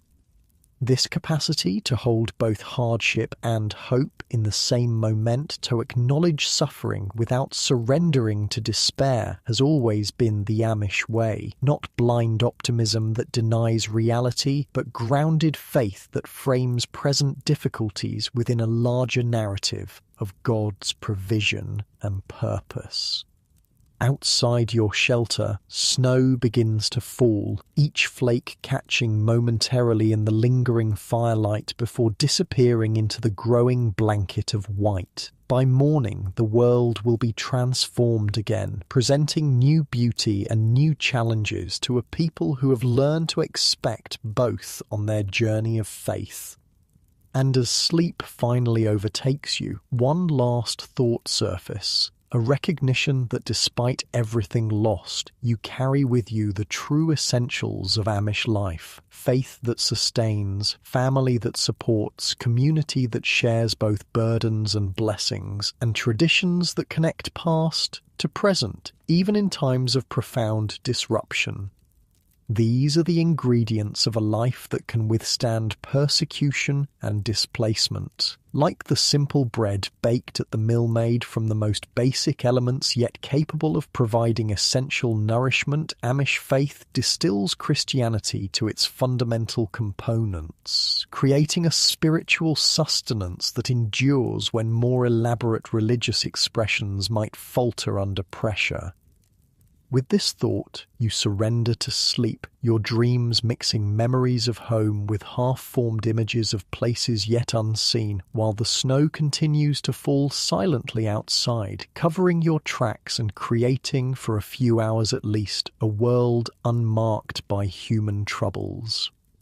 Morning arrives with the hushed silence that follows heavy snowfall. When you open your eyes, the world outside your makeshift shelter has been transformed into a landscape of white curves and shadows. The angular edges of tree branches and rocky outcroppings have disappeared beneath smooth drifts of snow. Your first thought is both practical and worried. How will the carts move through this? As if reading your mind, your father speaks from where he sits at the shelter's entrance. The snow will make travel difficult today, he says quietly, careful not to wake the still sleeping younger children. But it will also cover our tracks completely, a mixed blessing. This balanced perspective, finding both challenge and benefit in the same circumstance, characterizes the Amish approach to life's difficulties. Nothing is viewed as entirely good or bad, but rather as part of God's complex providence that humans can never fully comprehend. Around the camp, others are stirring, emerging from shelters to assess the new conditions. The snow is deep at least to your knees in most places, with drifts reaching your waist where the wind has sculpted the fallen powder. Bishop Yoda calls the men together while women begin preparing a simple breakfast. The discussion is brief but intense, weighing options that all present significant challenges. The high pass will be impassable now, one elder points out. We must take the valley route. The valley is more likely to have patrols, another counters. But the forest provides cover, your father adds, and the snow will slow the authorities as much as it slows us.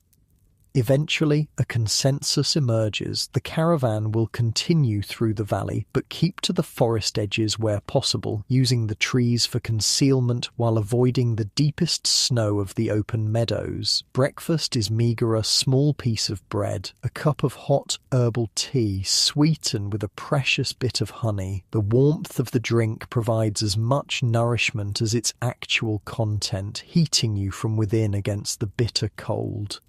"We need to strengthen the runners on the carts," your father announces after finishing his tea. "The wheels won't turn easily in this snow." This practical adaptation, converting wheeled carts to makeshift sleds, demonstrates the Amish genius for improvisation. With limited tools and materials, the men quickly fashion wooden runners that can be attached to the cart bottoms, allowing them to slide over snow rather than plow through it. You help your father with your family's cart, holding pieces in place while he lashes them securely with rope. The work is made more difficult by the cold, which numbs fingers and makes rope stiff and uncooperative. "Remember when we built the ice sled last winter?" you ask Hans as he joins the effort. "This is just a bigger version." He grins, momentarily looking like the carefree boy he was before your flight began, before persecution transformed him overnight into something closer to a man. "That was a good sled. I went all the way down to the creek without falling off." These small moments of normalcy, of childhood memories and sibling connection provide essential psychological respite amid the stress of displacement. The Amish have always understood that resilience comes not just from physical endurance, but from maintaining the social bonds that give life meaning.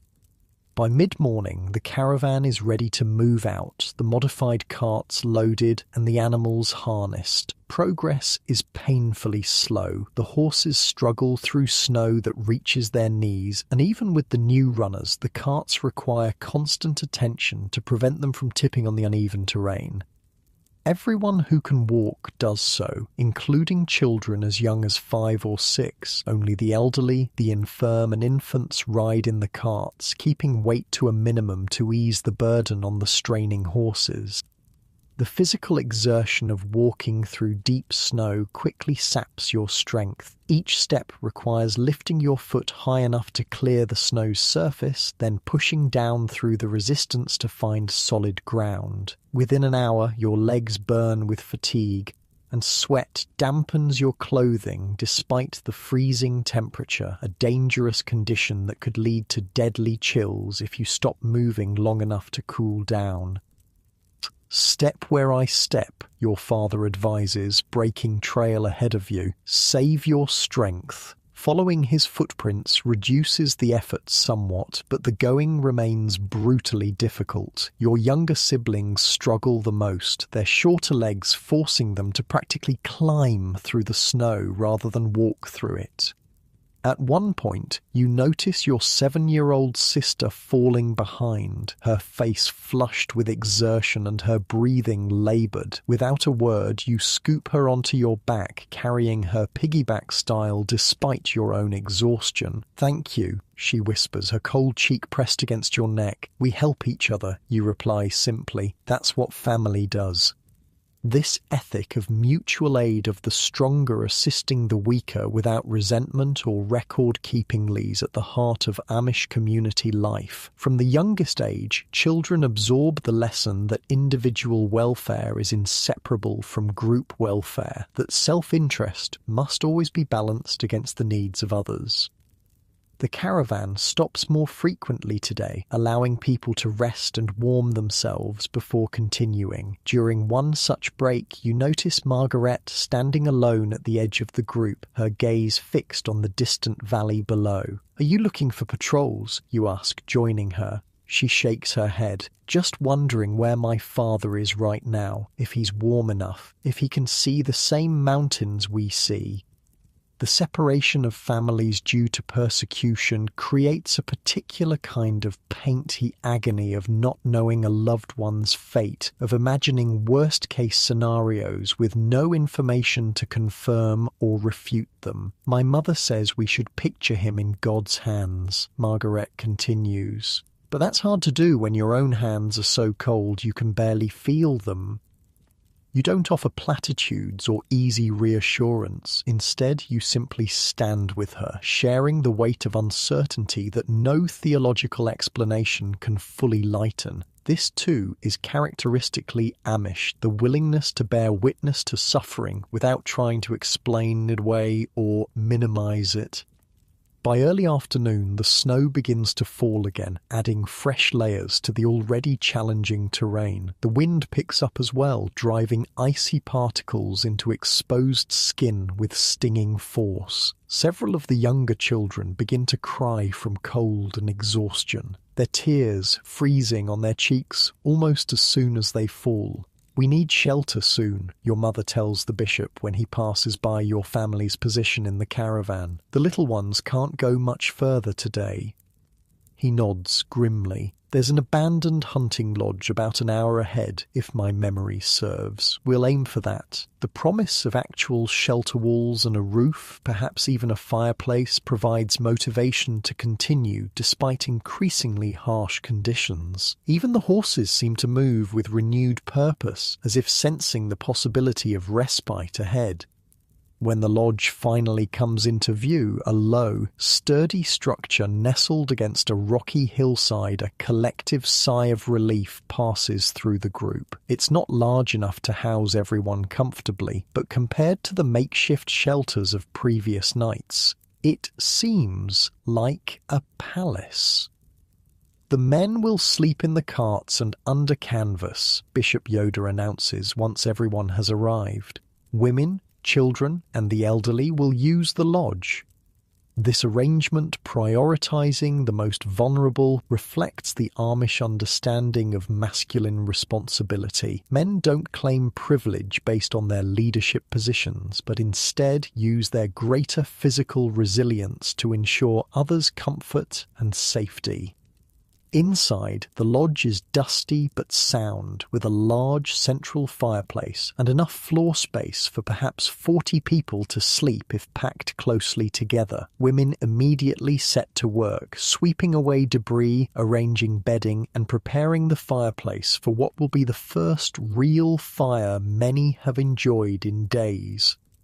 Your mother puts you in charge of the younger children while she helps organize the lodge space. You lead them in simple games, guessing riddles, playing finger games, singing songs quietly to distract them from cold and hunger while the adults work. "Tell us about when Grandpa built our house," your youngest brother requests, snuggling against your side for warmth.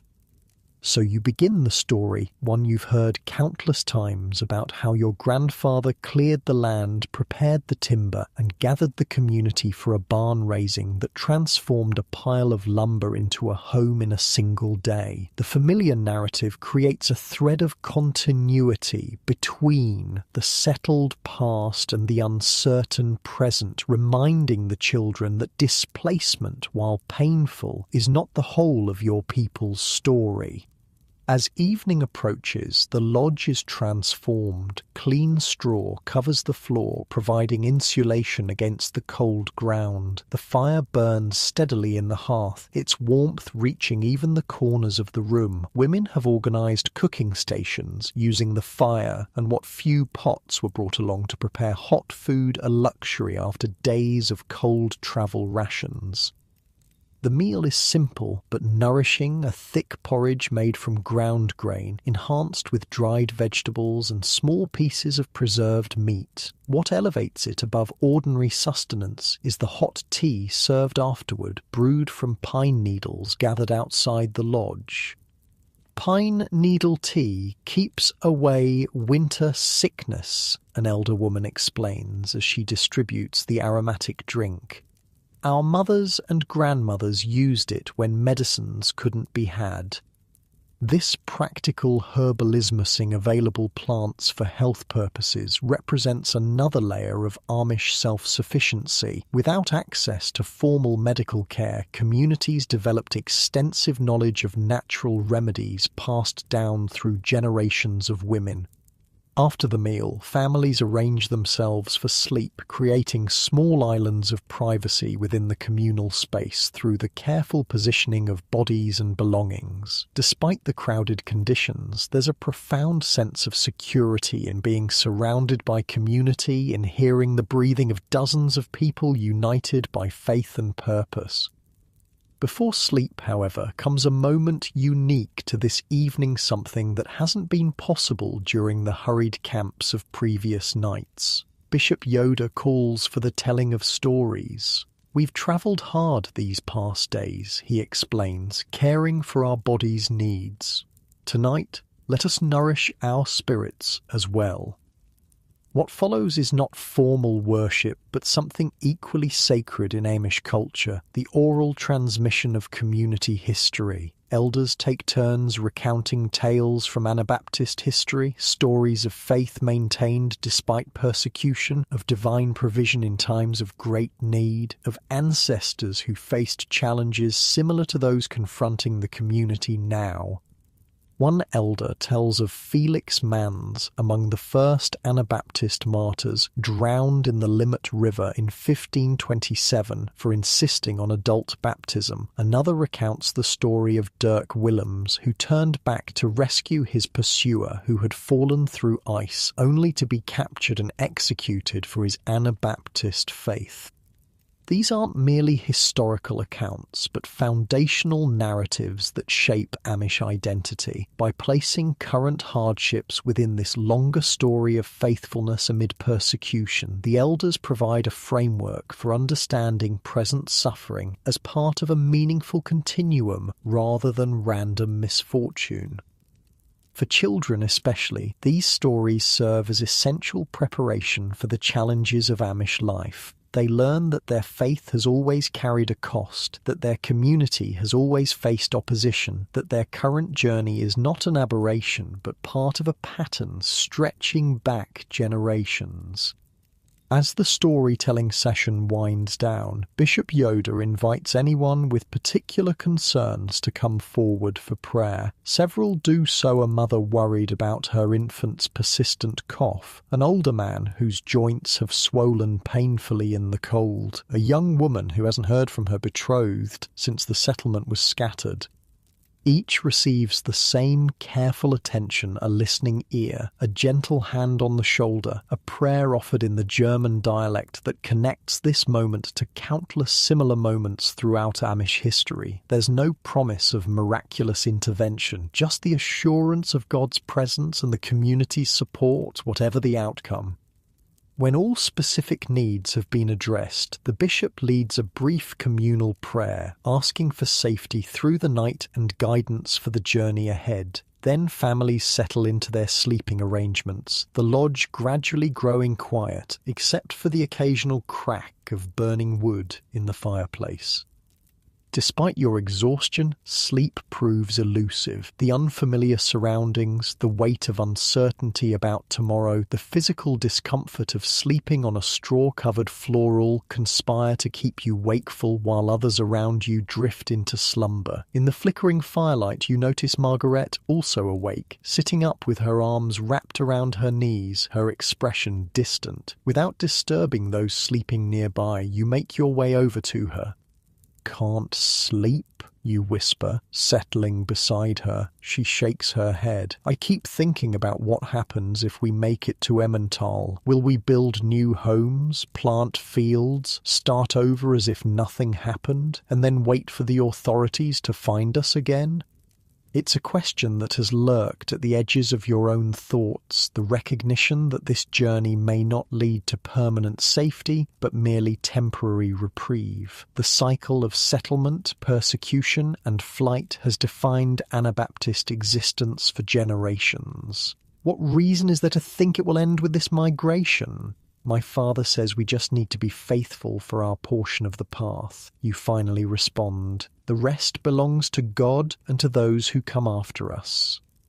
This perspective, focusing on present faithfulness rather than guaranteed outcomes, characterizes Amish theology at its most profound. They have never expected comfort or security in this world, never measured success by material stability or freedom from persecution. The goal has always been fidelity to their understanding of Christian discipleship, whatever the earthly consequences. Margaret considers your words, then nods slowly. I suppose that's all anyone can do. Be faithful in their own time. The conversation lapses into comfortable silence. Around you, the lodge is a landscape of sleeping forms, families huddled together for warmth and comfort. Despite the circumstances, or perhaps because of them, there's something beautiful about this scene, this community bound by shared faith and mutual care. Eventually, fatigue overcomes even your restless thoughts, and you return to your family's sleeping area. Your younger siblings are curled together like puppies, your parents positioned protectively on either side. You find your place among them, the familiar presence of family, creating a sense of home even in this borrowed shelter.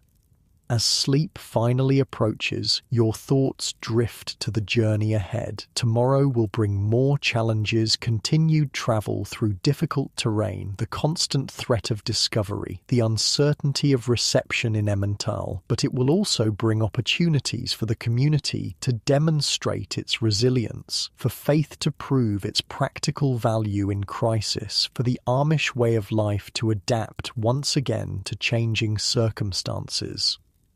This adaptability within constancy has always been the secret of Amish survival. While maintaining unwavering commitment to core theological principles, they have shown remarkable flexibility in practical matters, changing locations, adjusting agricultural practices, adopting or rejecting various technologies based on their impact on community values. Your last conscious thought before sleep claims you as a recognition of this paradox, that the Amish, often perceived as rigid and unchanging, have actually survived because of their capacity to discern which changes threaten their essential identity and which merely require adaptation to new realities. And as the fire burns low, casting the lodge into deepening shadow, the Amish community rests not in perfect security or comfort, but in the knowledge that they face whatever comes together, guided by faith that has sustained them through generations of challenge and change. Outside, the snow continues to fall, adding fresh layers to the white blanket covering the landscape. By morning, many of yesterday's struggles will be buried beneath new challenges, requiring fresh reserves of strength and determination. But for now, in this moment of relative peace, the community sleeps, gathering the physical and spiritual resources needed for whatever lies ahead. Your sleep gradually deepens, your mind releasing its hold on worries and questions. In dreams, images of home mingle with glimpses of unknown places that might become home. The past and possible future intertwine, connected by the constant thread of Amish identity that remains unbroken despite external disruptions. And in the deepest part of the night, when even the fire has subsided to glowing embers, a profound stillness settles over the lodger, a momentary respite in a journey defined by movement, a pocket of peace in lives shaped by persecution, a brief interlude of rest before the community once again takes up the challenging path of faith in a world that often finds their existence threatening. Morning light filters softly through the lodge's small windows, painting golden rectangles across the straw-covered floor. Outside, the world has transformed yet again. The snow has stopped, and the sun shines from a clear blue sky, turning the landscape into a dazzling expanse of white, broken only by the dark verticals of pine trees. You wake to the gentle sounds of a community stirring quiet conversations, the rustle of blankets being folded, the soft footsteps of women already busy with morning tasks. The fire has been rekindled, and the smell of pine needle tea mingles with the sharper scent of wood smoke. The weather has blessed us, your father says, returning from outside. Snow dusts his beard and shoulders, melting quickly in the relative warmth of the lodge. Clear skies and the wind has died down. This news travels quickly through the gathered families, raising spirits considerably. After the brutal conditions of yesterday, a calm, sunny day feels like direct divine intervention, what the Amish would call a tender mercy. Breakfast is more substantial than it's been since leaving home porridge again, but enriched with dried apples and a careful portion of precious honey. The hot food and bright morning create an atmosphere almost resembling normalcy, with children giggling over shared jokes and adults discussing the day's journey with renewed energy. We should reach the outskirts of Emmental by nightfall, Bishop Yoder announces once people have eaten. Our contact there, Brother Martin, will meet us at the old mill on the eastern approach. The promise of reaching their destination, of ending this particular phase of flights, ends a ripple of emotion through the group. Not quite celebration, for Amish culture avoids exuberance even in good times, but a quieter satisfaction, a collective exhalation of breath held too long. Preparations for departure happen with practiced efficiency. Women organise food supplies and children's needs. Men check harnesses and cart runners, making repairs where necessary. Young people fetch fresh water and help the elderly prepare for another day of difficult travel. Will we have real houses again in Emmental? Your youngest sister asks as you help her into her coat. Eventually, you tell her, choosing honesty over false reassurance. First, we'll likely stay with families already settled there. It will take time to build new homes. She considers this seriously, her small face solemn beneath her bonnet. I liked our old house. Grandfather built it. I know, you say, kneeling to meet her eyes. But remember what Mother says, home isn't just the building. It's the people who love you. She nods, though the concept remains abstract for a child her age. Physical places hold such importance for the young, who haven't yet learned to carry home within themselves the way adults must sometimes do. As the caravan reassembles outside the lodge, the brilliant sunshine makes the snow-covered landscape almost painfully bright. Several people fashion improvised snow spectacles, thin pieces of wood with narrow slits that reduce the glare while still allowing vision. Here, your father says, handing you one of these simple devices. Wear this today. Snow blindness is a serious danger. This practical knowledge understanding that eyes can be damaged by snow reflection and knowing how to prevent it exemplifies the Amish approach to survival.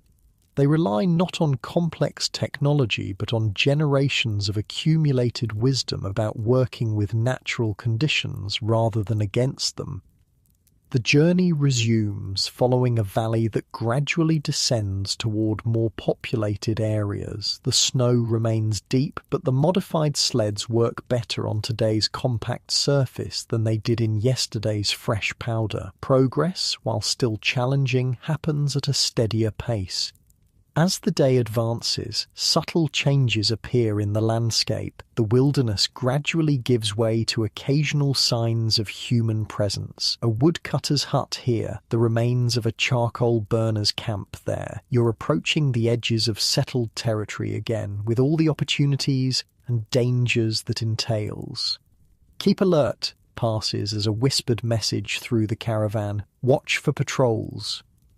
The community's movement becomes more cautious. When crossing open areas, they do so in smaller groups rather than as a complete caravan, reducing visibility from a distance. Scouts range ahead and to the sides, watching for any sign of authorities who might challenge or arrest Anabaptist refugees.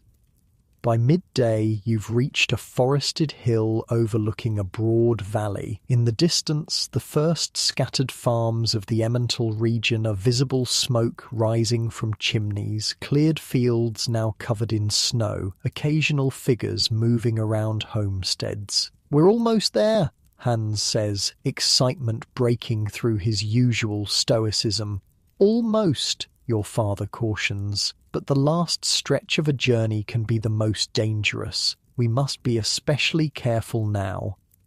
The caravan pauses for a brief meal and rest, using the forest cover to remain hidden while people eat and check equipment one final time. There's a tangible sense of both relief and tension, so close to temporary safety, yet still vulnerable to discovery and arrest. During this break, Bishop Yoda gathers the adults for a final council before entering the Emmental area. You're considered old enough to join, standing at the edge of the circle as the leaders discuss strategy. Brother Martin will meet us at dusk, the bishop explains. He'll guide individual families to homes that have agreed to shelter us temporarily. We cannot stay together as a group once we reach the valley. It would draw too much attention. This news creates visible unease. After days of moving as a unified community, the prospect of separation, even temporary, feels threatening. The Amish draw strength from collective identity, from the physical presence of others who share their faith and practices. How will we know when it's safe to gather for worship? One man asks, voicing a concern central to Amish life. Regular community worship isn't optional, but essential to their understanding of Christian faith. Brother Martin's community has established signals, the bishop assures them. They've been holding secret services for years. They know how to worship safely, even under watch. The existence of an established Anabaptist community in Emmental that has developed methods for maintaining faith despite persecution offers reassurance. You won't be pioneering survival strategies, but joining others who have already adapted to local conditions. As the meeting concludes, families begin preparing for the final leg of the journey and for the imminent separation that will follow. Parents speak quietly with children, explaining that they might live with unfamiliar families for a time. Friends exchange promises to find each other once settled. Small gifts change hand tokens of connection to be carried during the coming separation. Take this, Margaret says, pressing a small wooden carving into your palm. It's a simple cross, worn smooth from being carried in a pocket. My father made it. I have another. When we see each other again, we'll know we both made it safely. The gesture strikes deeper than its simplicity might suggest. In Amish culture, where material possessions are limited and personal adornment discouraged, such exchanges carry profound meaning. I'll keep it safe, you promise, tucking the cross into your inner pocket alongside the Bible pouch your father entrusted to you days earlier. The caravan moves out again in mid-afternoon, descending gradually toward the valley floor. The journey now requires extreme caution. You're entering areas where patrols are more common and where ordinary citizens might report suspicious travelers to authorities. Look natural, your father advises as your family's cart joins a more established road, like farmers returning from a trip to relatives, not refugees fleeing persecution. It's harder than it sounds. Days of hard travel have left everyone exhausted and tense, their body language broadcasting wariness rather than the relaxed posture of routine travel. Even the youngest children sense the need for caution, their usual chatter subdued to whispers or silence. As twilight approaches, you reach the agreed meeting point, an abandoned mill on the eastern edge of the Emmental Valley. The building stands dark and apparently empty, its water wheel long since fallen into disrepair. The caravan approaches cautiously, scouts moving ahead to ensure the site isn't under watch. For a tense few minutes, nothing happens. The community waits in the gathering darkness, every sense alert for danger. Then, so quietly you almost miss it, a low whistle comes from the trees beyond the mill 3 notes in a pattern that Bishop Yoda clearly recognizes. "It's Brother Martin," he says with visible relief. "Wait here while I speak with him."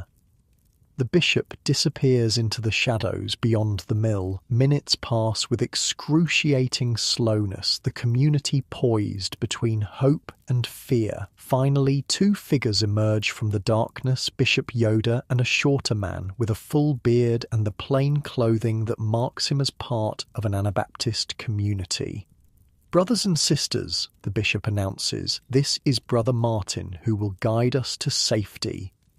The stranger surveys the gathered families, his expression a mixture of compassion and concern. "We must move quickly," he says, without preamble. "Patrols have been increased lately. I have people waiting to guide each family to temporary shelter." What follows is a carefully orchestrated dispersal. From the surrounding forest emerge a dozen local Anabaptists, each assigned to lead one or two refugee families to safe houses scattered throughout the valley. The goodbyes are hurried, emotional but restrained by necessity and cultural habit. "We'll send word once it's safe to gather," Brother Martin assures everyone. "Until then, trust your hosts and remain as inconspicuous as possible." Your family is assigned to a quiet man named Joseph who drives a farm cart larger than yours. "Transfer your belongings quickly," he instructs. "We have the farthest to go." The shift happens with remarkable efficiency, your family's modest possessions moving from one cart to another in minutes. Your own cart and horse will be taken by another family heading in a different direction, a precaution to prevent authorities from tracking specific vehicles they might have described in reports.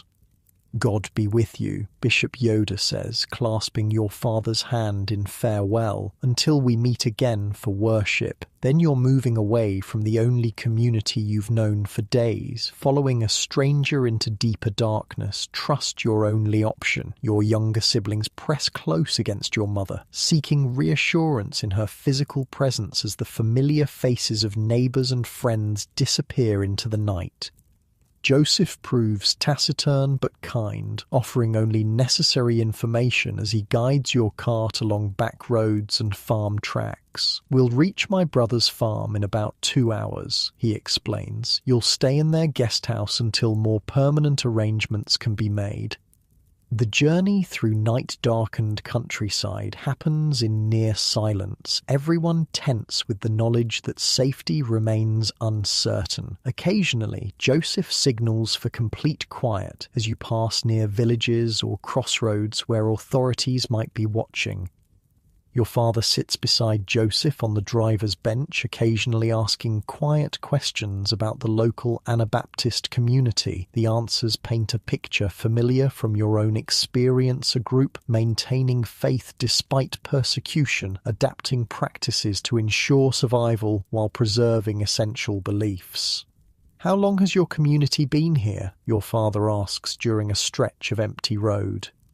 "About 30 years, Joseph replies. "Since the height of persecutions in Zurich, we've learned to be cautious but not fearful. God provides ways to continue when human authorities oppose us." This resilience, this calm certainty that faith can persist despite opposition offers profound reassurance. What your community is experiencing isn't new or unique, but part of a pattern that stretches back to Christianity's earliest days. Others have walked this path before and maintained their faith. You can do the same. The night deepens as your journey continues. The younger children fall asleep despite the cart's jolting, exhaustion finally overcoming anxiety. Even you find yourself drifting, the rhythmic sound of horse hooves and squeaking wheels creating a hypnotic backdrop to physical fatigue.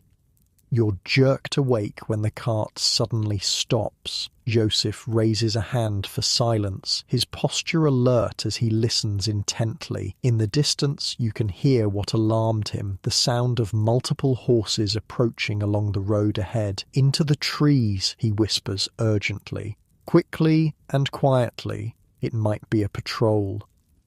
Your family moves with practiced speed, helping the sleepy younger children from the cart and into the shelter of dense pines alongside the road. Joseph leads the horse and cart deeper among the trees where they won't be visible from the road. Huddled in darkness, you wait as the sound of horses grows louder. Your heart pounds so strongly you fear others might hear it. Beside you, your youngest brother whimpers softly until your mother places a gentle hand over his mouth.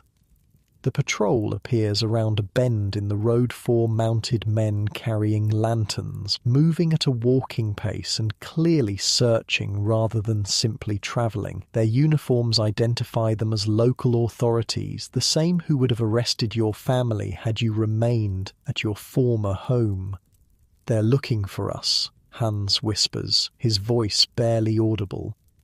Your father nods grimly, but offers no comment. The situation speaks for itself. The danger is real and immediate, not some abstract threat that might or might not materialize. The patrol stops almost directly opposite your hiding place. One man dismounts and examines the road surface carefully, holding his lantern close to the ground. "Tracks here," he announces to his companions. "Cart tracks, fresh ones." A second man joins him. "Could be anyone. Farmers move at night sometimes." "Or it could be those Anabaptists we're after," the first man insists. "They were reported heading this direction." The tension is unbearable as the men debate whether to follow the tracks into the forest or continue along the road. Your family remains absolutely still, barely breathing, acutely aware that discovery would mean arrest and separation, children taken from parents, adults imprisoned or worse. Finally, the patrol leader makes a decision. "We'll continue to the crossroads, then circle back if we find nothing. These tracks are worth investigating, but I want to check the main routes first." The men remount and continue down the road, their lanterns creating bobbing points of light that gradually diminish with distance. Even after they've disappeared from sight, your group remains motionless, listening for any sign of return.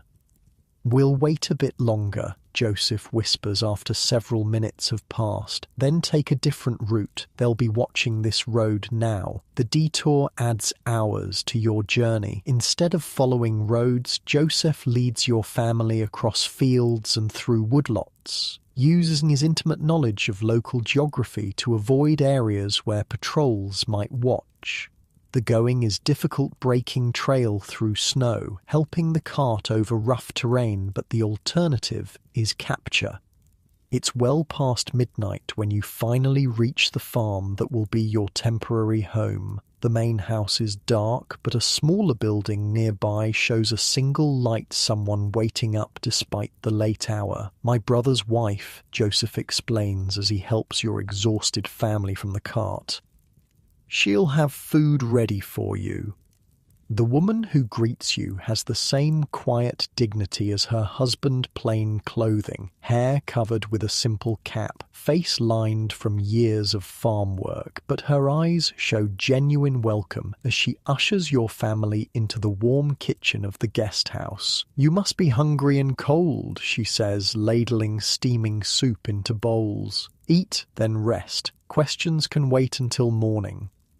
The super simple vegetable broth with bread soaked in it might be the most delicious thing you've ever tasted, or perhaps exhaustion and relief just make it seem so. Your family eats in appreciative silence, the quiet broken only by the occasional murmur of thanks or request to pass the bread. After the meal, your hostess shows you to sleeping quarters, 2 small rooms with straw mattresses on rope beds, luxury compared to the lodge floor or forest shelters of recent nights. Clean blankets, pillows stuffed with goose down, even a basin of warm water for washing hands and faces. These simple comforts seem almost miraculous after days of deprivation. "Rest as long as needed," she tells your parents. "You're safe here." Those words, "you're safe here," Release something that's been held tight within your family since the moment you learned of approaching authorities. Not complete relaxation, for experience has taught that safety is always conditional and temporary, but enough easing of vigilance to allow genuine rest. Your parents ensure the younger children are settled first, helping them wash and change into the cleanest clothes available from your limited possessions. The smallest ones fall asleep almost immediately, their bodies surrendering to exhaustion now that immediate danger has passed. You help your mother unpack essential items, organizing your family's few possessions in the small space that will be home for an undetermined period. The work is comforting in its ordinariness, folding clothes, arranging personal items, creating order within constraints. "We'll be all right," your mother says softly as you work alongside her. It's not a question, but an affirmation, part of the steady faith that has carried her through this journey without complaint or visible fear.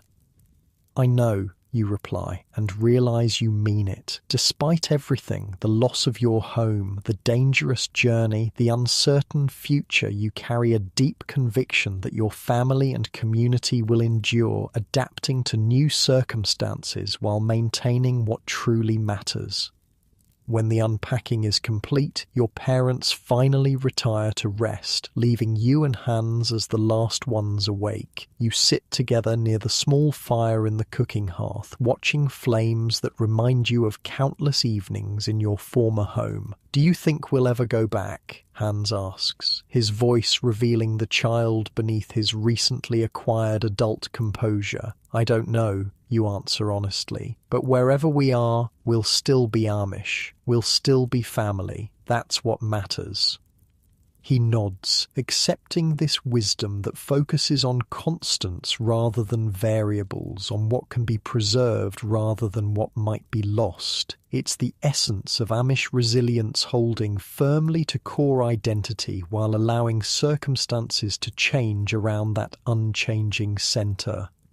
As you finally seek your own bed, profound weariness settles over you, not just physical exhaustion, though that's certainly present, but the deeper fatigue that comes from sustained vigilance and emotional strain. Your body and mind crave the reset that only sleep can provide.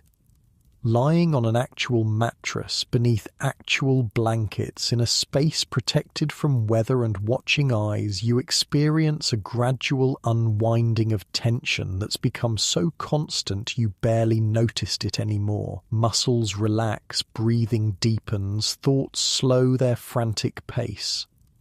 Your last conscious awareness is gratitude for safety reached, for family preserved intact, for faith that provided framework and meaning even in crisis. Not gratitude for comfort or prosperity or freedom from challenge, but for the more essential provisions that make life meaningful regardless of external circumstances. And as sleep claims you, your mind finally releases its grip on the constant calculation of danger and safety, allowing true rest for the first time since your journey began. Tomorrow will bring its own challenges, adapting to new surroundings, establishing relationships with host families, figuring out how to practice Amish life in this new context. But for now, there is just this moment of peace. In the guest house, your family sleeps not in perfect security, for the Amish have never known that, but in the relative safety of a community that shares their faith and values. Outside, the night continues its quiet progress toward dawn, stars wheeling overhead in patterns unchanged by human troubles. This cycle of persecution and flight, of danger and refuge, of loss and adaptation has defined Amish experience for generations. Yet through it all, the essential elements of their life and faith have remained remarkably constant. Their journey continues, not just the physical journey that brought your family to this temporary haven, but the longer spiritual journey of a people determined to live according to their deepest beliefs, whatever the cost. And as your breathing deepens into the rhythm of sleep, perhaps you carry into dreams an intuitive understanding of what makes this possible, the recognition that home is not primarily a place but a way of being, that community can survive displacement, that faith provides continuity even when all external circumstances change. Just as you sink deeper into your pillow now, comfortable and warm, imagine those Amish families centuries ago finding their moments of peace amid hardship, their faith carrying them through challenges that would break less resilient spirits. Perhaps in this space, between wakefulness and dreams, you can feel connection across time to others who have sought rest after difficult journeys, finding renewal that prepares them for whatever comes next.